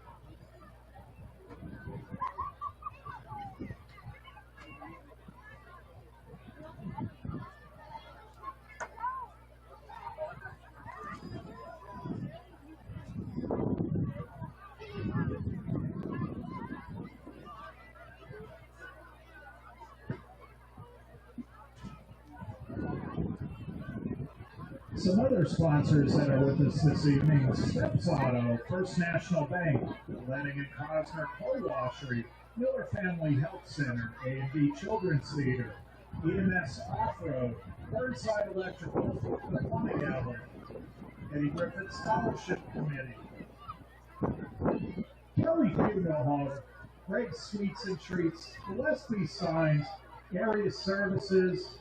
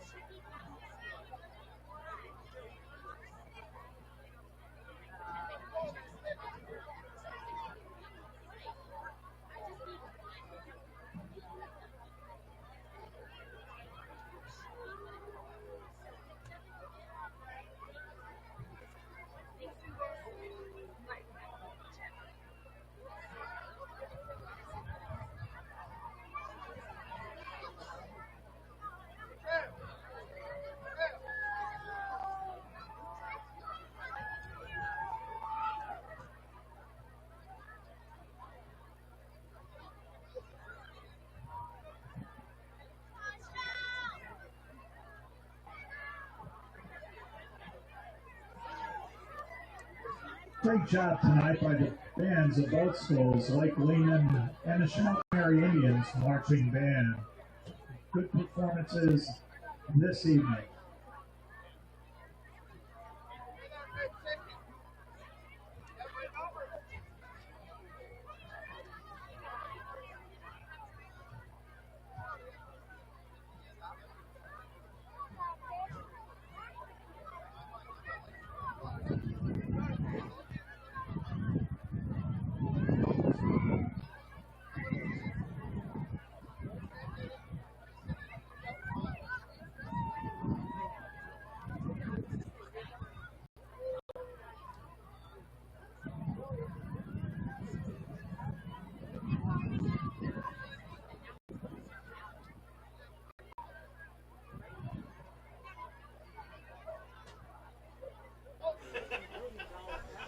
Welcome back to the gorgeous Bridie Ruane Field at Kemp Memorial Stadium. We're getting ready to start the second half here. All Indians so far. That's pretty much the story of the first half, Joe. You got some stats here. Go ahead, my friend. Absolutely. I mean, there was only 2 passes thrown by the Indians the whole first half. One was actually caught by Logan Steele for 6 yards. One was actually caught by Colin Steinhardt for a 12-yard touchdown from Logan Steele, but those were the only 2 passes. So the main part of the offense coming from the rushing attack this year of the Indians.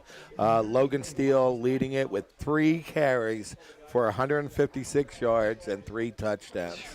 All right, some Madden numbers right there. Zakim with 6 carries and 63 yards and 2 touchdowns.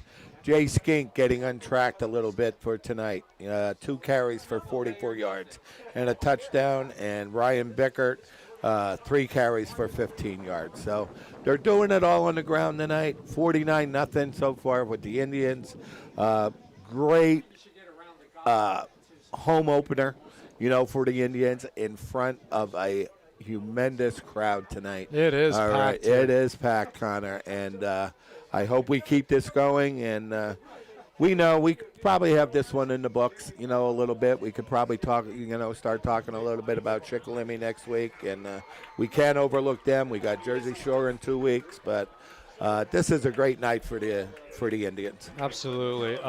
Trying to get a Chickalimi score for you, Joe. They are up, or no, they're actually trailing Lewisburg 13-10 at halftime. That's a little bit of a surprise because I think Lewisburg lost last week to Lime Mountain, I think it was. Yeah, not the Lewisburg Lime Mountain game? They did get beat pretty bad, yeah. Yeah, by Lime Mountain last week. So that's kind of a little bit of surprise there. So Chickalemi, who the Indians will travel to next week, they are trailing 13-10 to Lewisburg at the half. Let me see if I can get a updated Mount Carmel score here. Yep, they're up 28-0 at the half in their matchup against Central Columbia at Central Columbia. Yeah. And Joe, I got to tell you that Central Columbia venue, they give Kemp Memorial Stadium a run for its money. I mean, that's a nice little venue they have over there. Nice booth, nice scoreboard, but the football program. Well, they have a first-year coach over there right now. Yeah, still Connor. trying to find their way. Yeah, again. young guy. They always had a nice program, going over there. But their program is being run by a first-year coach over there. I don't remember what his name was, but he's in his first year. He's just out of college. He's a very, very young guy. Very young. Respectable program. We scrimmaged them this year. Obviously, a lot of the first-year stuff. Shamokin just showed their experience with that scrimmage. Right. They did give us a good workout, though. They did give us a good. They gave us a good workout, and they're going to be fine under this new coach of theirs. They're going to be fine. A couple years ago, Joe, back when I was in high school, it might be a little longer than a couple years now, but Jared Verse, he was a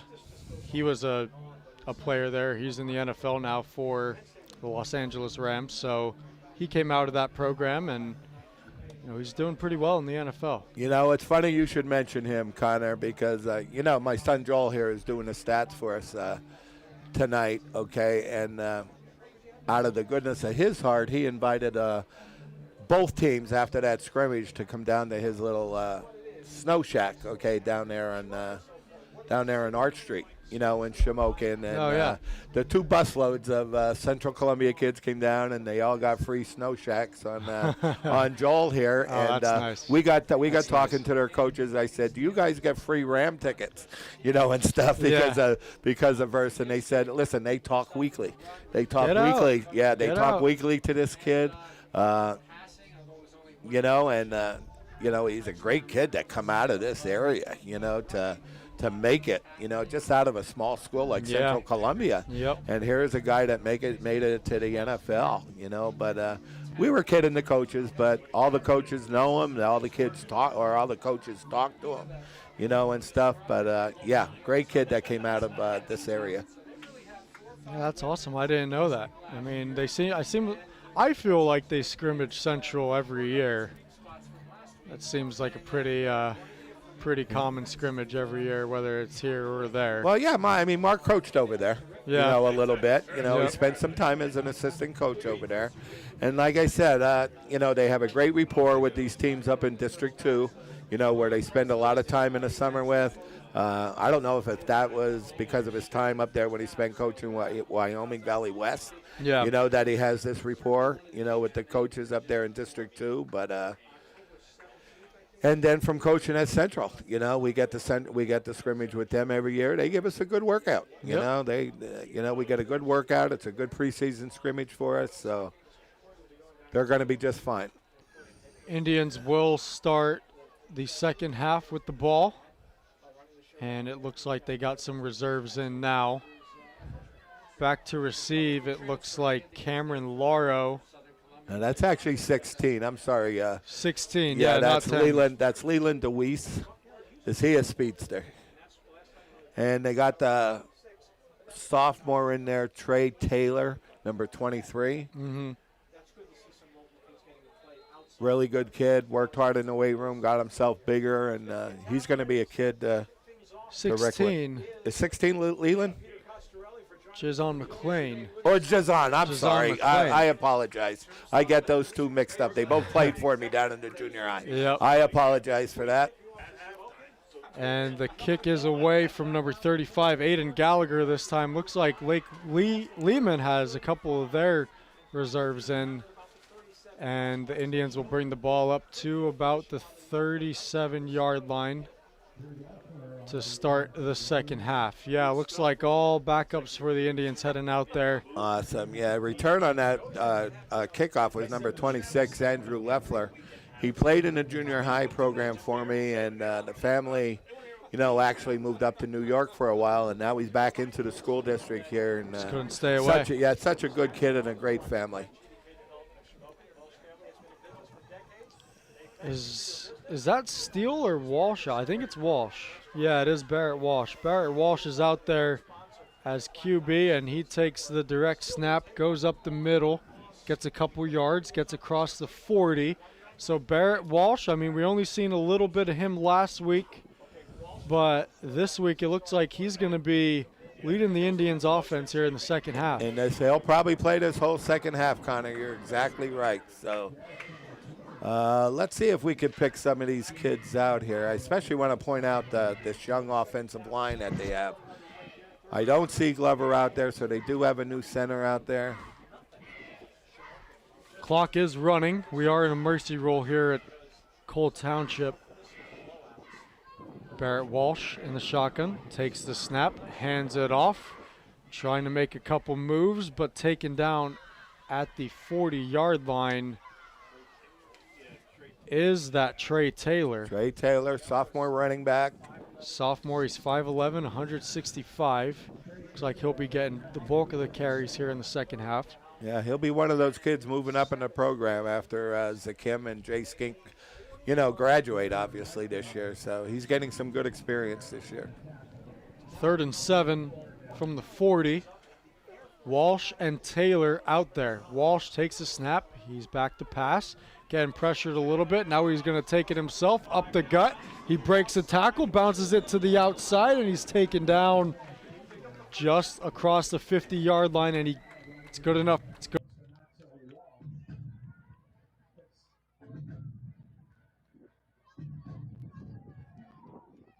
Walsh picks up the first down. 1st and 10 Indians at the Lake Leman 49-yard line.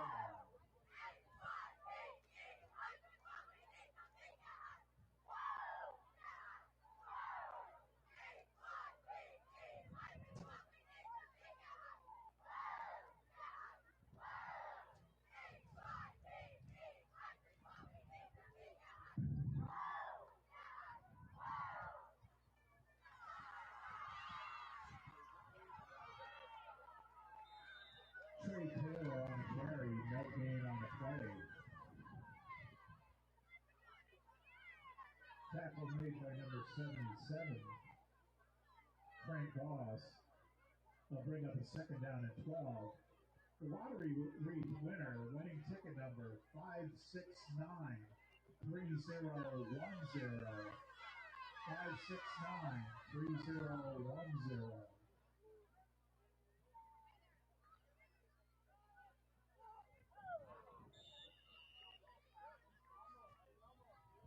Barrett Walsh's pass intended for Elijah Bell goes incomplete. 3rd down and 12 for the Indians.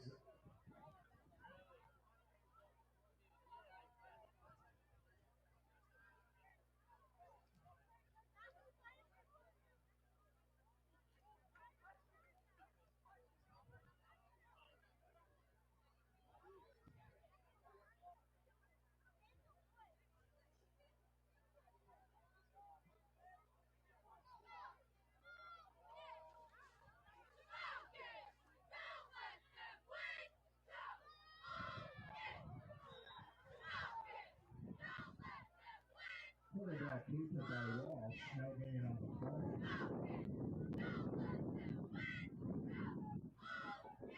Something you haven't seen a lot tonight, Joe, is Shamokin punting. They'll bring up a 4th down and 12 for the Indians. Colin Steinhardt on the punt the ball away.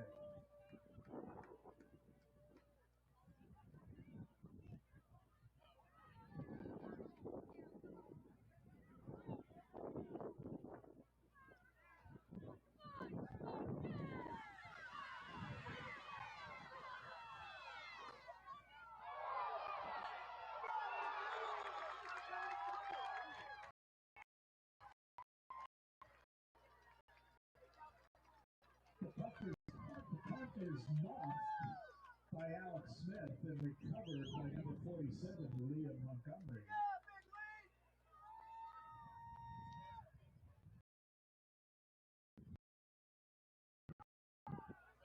Schneider will have the football 1st and 10 at the Lake Lehman 29-yard line. 7:27 left in the 3rd. Indians 49, Lake Lehman nothing.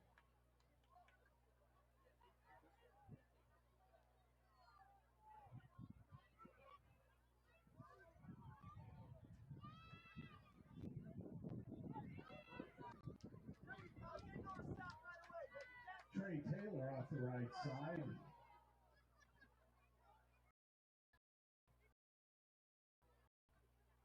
Valentino Casano on a tackle. They'll bring up a 2nd down and 5 at the 24.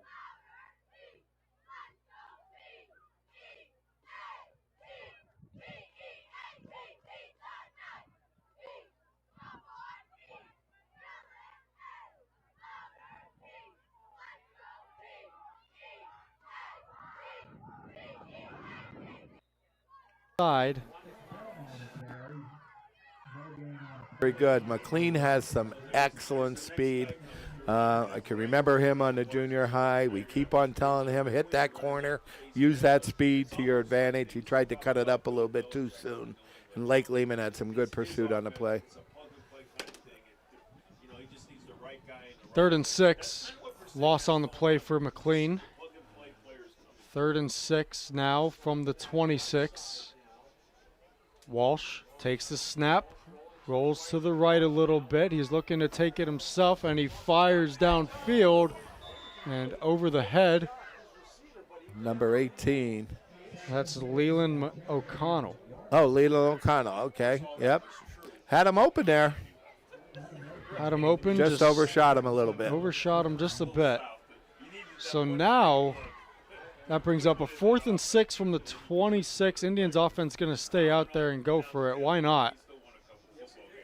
Just under 5.5 to play in the 2nd quarter, or 2nd half, 3rd quarter. Clock is running. Clock is running. After Lake Lehman was supposed to get the ball back, another turnover by the Indians. Here's Walsh rolling to the left, fires over the middle, and it's incomplete. Intended for McLean again. And it's 4th down again.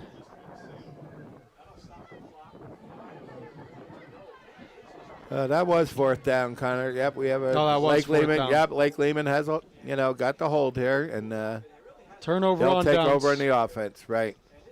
Lake Lehman trying to get on the board. Yeah, Walsh had it. Walsh had a guy in the end zone up there. He's got to learn to trust his receivers a little bit more, lay it up there, and let his receivers help him. After some brief technical difficulties, we are back, and we want to thank our sponsors, Brian G. Persing Masonry, Area Services, for sponsoring this week's broadcast.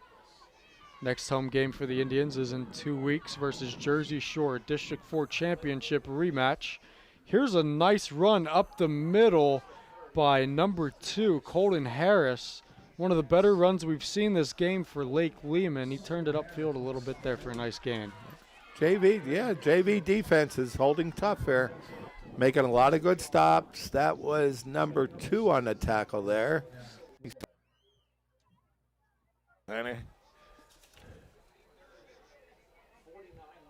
Number 2, Trey Vincent. Yep. I believe he's a freshman, right? Yeah. Yep. Freshman linebacker. Yep. Number 2, Trey Vincent. Good pursuit on that play, making the tackle.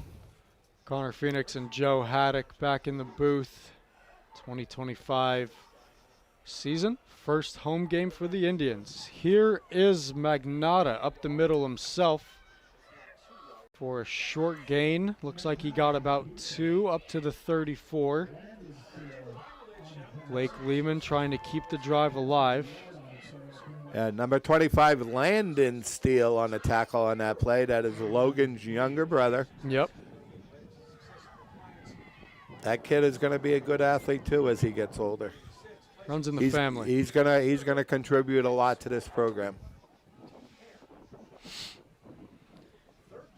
Shamokin well on the way to 2-0 for the second time in a row.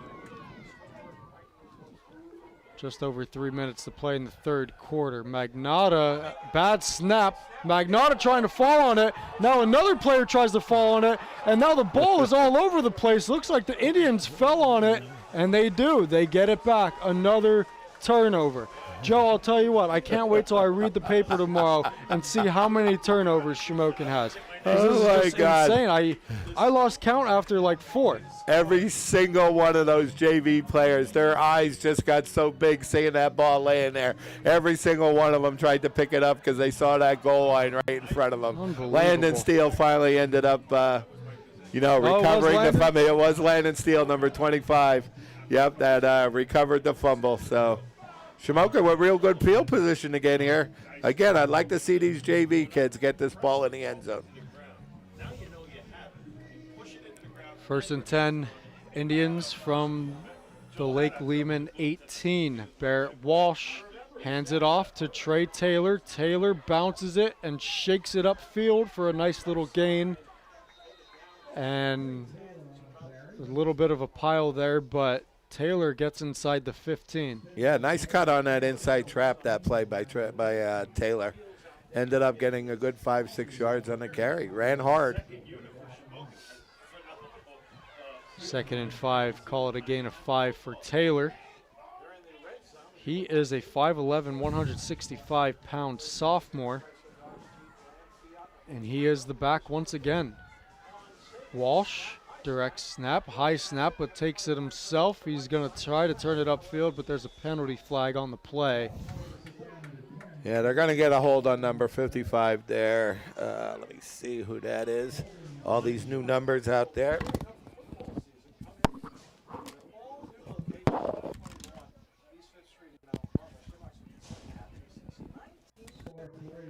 Let them take their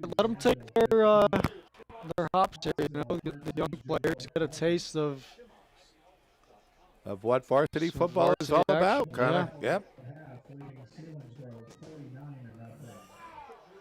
1 minute and 39 to play in the third. What's up, Jeff? And I'll tell you what, this second group from Lake Lehman, they're playing hard. Yeah, they are playing hard.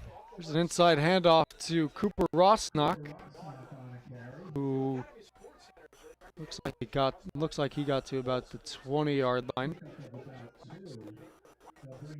It's going to bring up third down. Jersey Shore leading Delaware Valley 35-14 in the third quarter. Lewisburg leading Shikellamy 20-10 in the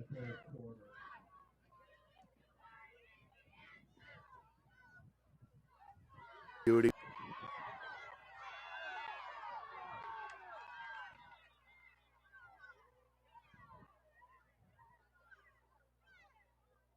Walsh scrambles and picks up 8 yards on play.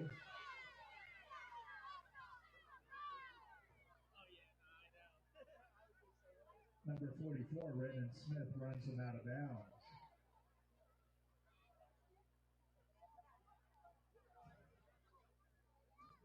Fourth down and 7. And that's going to do it for the third quarter. After 2 quarters of play, it's Shamokin at 49. Leman, nothing.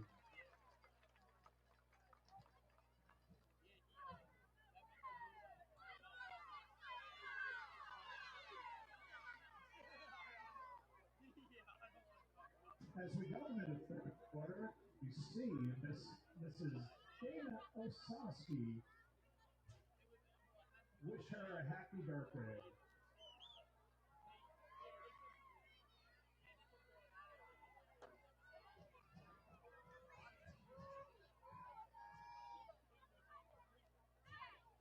Awaits. Yeah. You know, here in a couple The of years. future. Yep, the future of this ball club.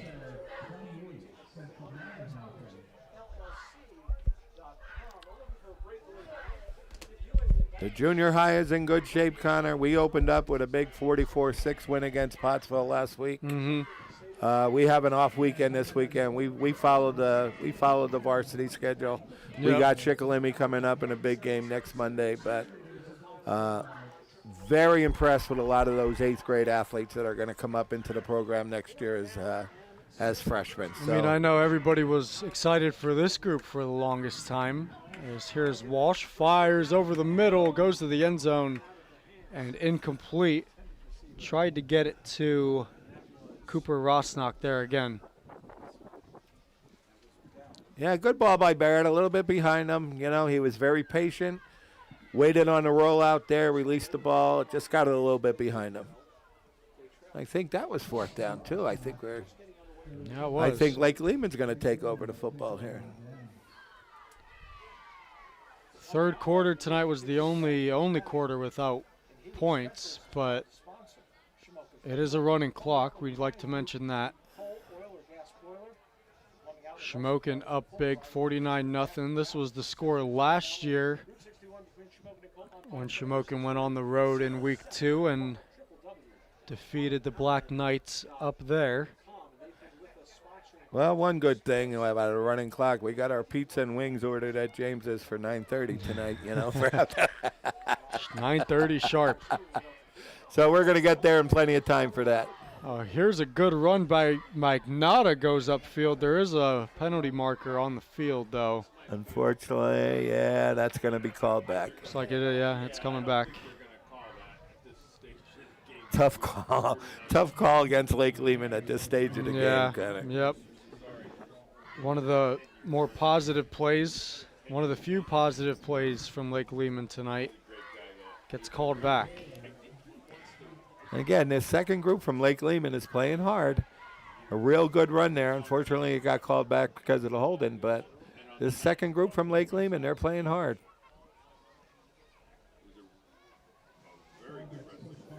In this early season, Shamokin is already turning some heads and picking up where they left off last year. Look very similar the first 2 games. Doesn't seem like they've had a problem filling those gaps, Joe. You know, I think they answered all their question marks, you know, in these first 2 weeks of the season, Connor. Here's Magnata, fires over the middle, pass is caught, and he gets popped by, that's number 18, Leyland O'Connell. Leyland O'Connell, nice hit, nice coverage on the play. Forced the ball out. The ball was caught, but take a look at this hit here. Boom. I don't think I would have. Or no, he did hold on to the football. Oh, he did hold on? He Yeah. did hold on, yep. Ball's up to the 20 for a 12-yard gain. 2nd and 6 for Lake Lehman. Magnata takes the snap, rolls to the right, looks downfield, fires to the far sideline and over the head of Jake Evans. We saw Evans. He had that one target earlier where he got the wind knocked out of him. Right. Good to see him back on the field, back in the ball game. Nothing serious. 3rd and 6 now for the Black Knights. Just trying to not get shut out at this point. Well, just trying to take something positive from this Yeah. football game now, Connor. Obviously they're playing a lot of young kids. They're getting some valuable experience. They are trying to get some of their quarterback on track here a little bit, and they'll be okay. 3rd and 6, Magnata is going to roll to the left again. He's looking downfield again, takes it himself, tries to make a move, but he's met by a few Indians on the far side, and he's taken down short of the first. Any territory is 4-down territory now for Lake Leman. They're obviously going to go for it, like you said, try to get as many positives as they can out of this one. Out of this game. Yep. 4th down. Very short yard to go here for the first down. 4th and 1, yeah. 4th and a long one from the Lake Leman 24-yard line.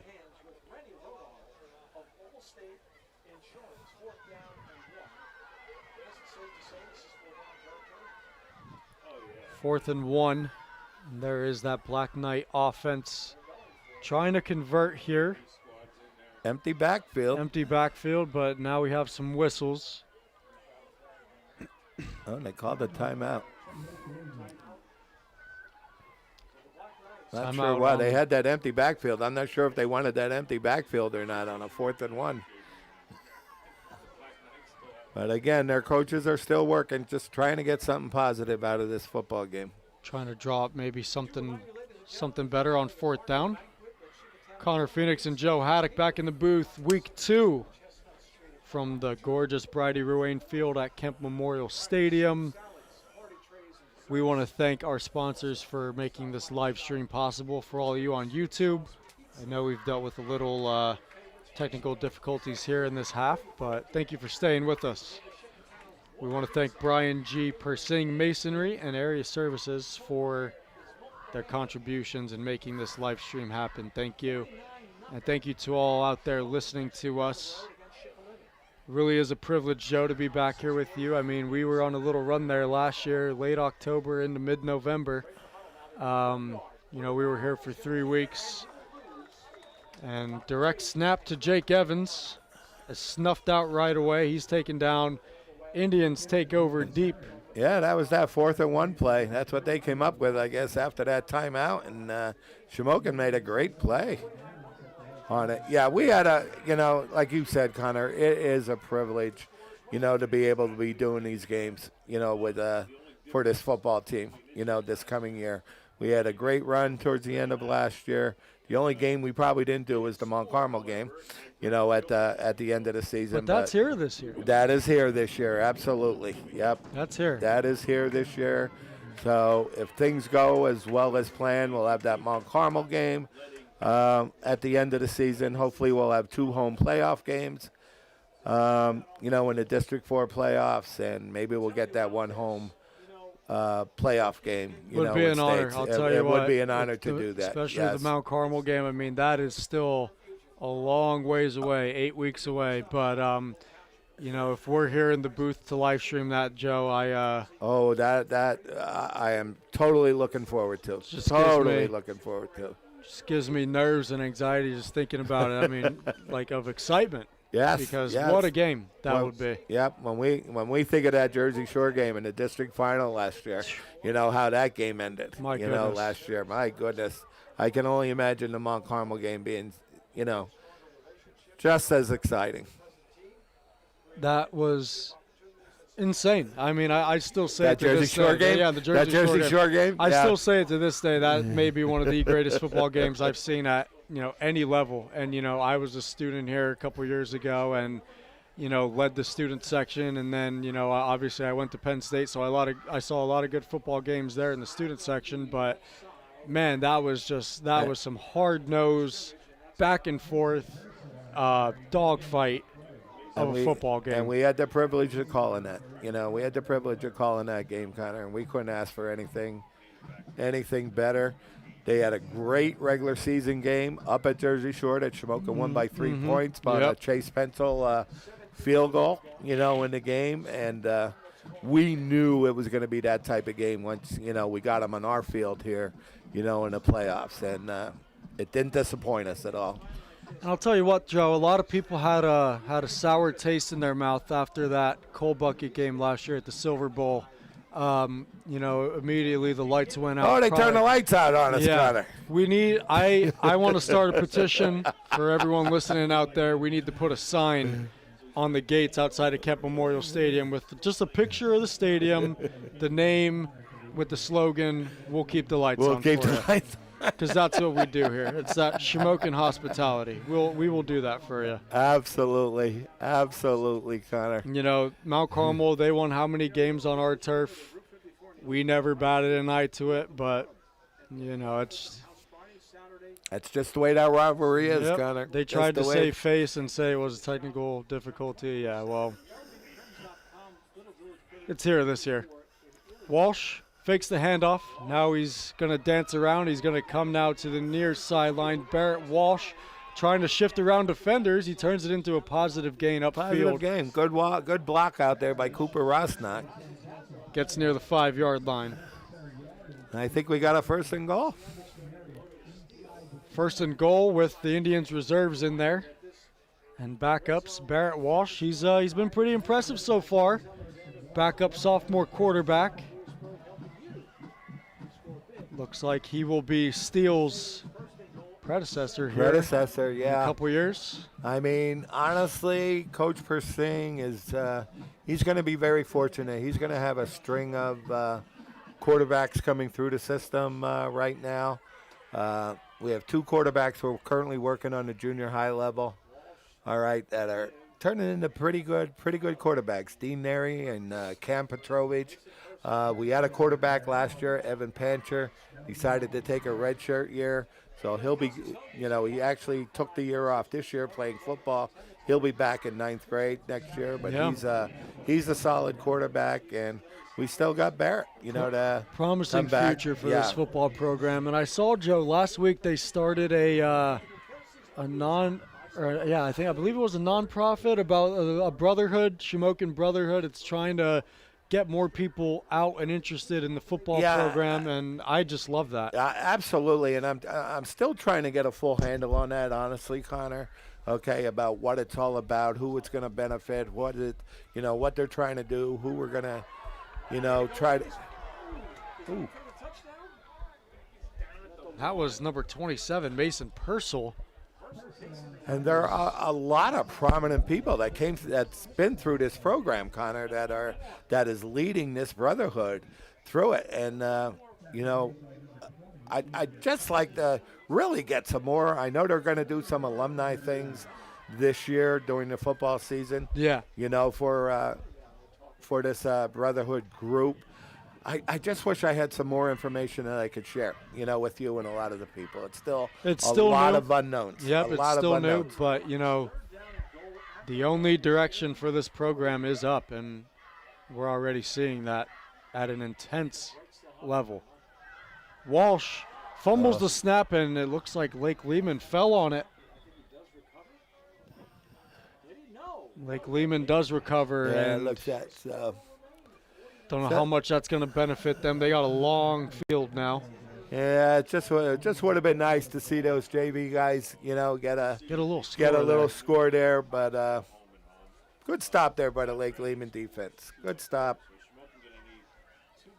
3.5 minutes away from wrapping this one up here at Kemp hopefully Memorial Lake Stadium. Lehman will take the rest of this clock down, and Shamokin can walk away with this with a real solid victory, Connor. Real solid victory. Actually, same score than last year, right? Same score as last year. 49-0. Yep, same exact score. Copy and paste. I mean, I really just think the first half the Indians kind of used it to see what they're capable of, and they saw, okay, this is us. This is what we can do. Let's turn on the brakes a little bit, okay? Like, I think they were just testing themselves a little bit, just seeing what they're capable of. Right. And because, like I said, it's still Still an early season. Early you don't part really, of the season. You don't really know the true identity And yet. they haven't even unleashed really any of their passing game yet. Really, Yeah. to their full potential. You're right. I mean, they threw 2 passes. Here's a good run by Colton Harris up the far sideline. He makes a couple good moves. Still on his feet. Gets past the 35, and he's taken down near the 37. Colton Harris, we've called his name a couple times tonight. Yeah, listen, they still got a lot of that. And, hats off. I mean, there are a lot of young kids out there right now. When I look out there, there is a lot of young kids out there. Colton Harris gives the Black Knights some breathing room. Up to the 36, 1st and 10, new set of downs. Lake Leman has the ball with 2:38 to play. And that is the backup, Strenfeld, who hands it off. And close to the first down, another good run there by Colton Harris. We're seeing a little bit more of that potent run game, Joe. It's testing the JV here a little bit. The JV team here a little bit, yeah.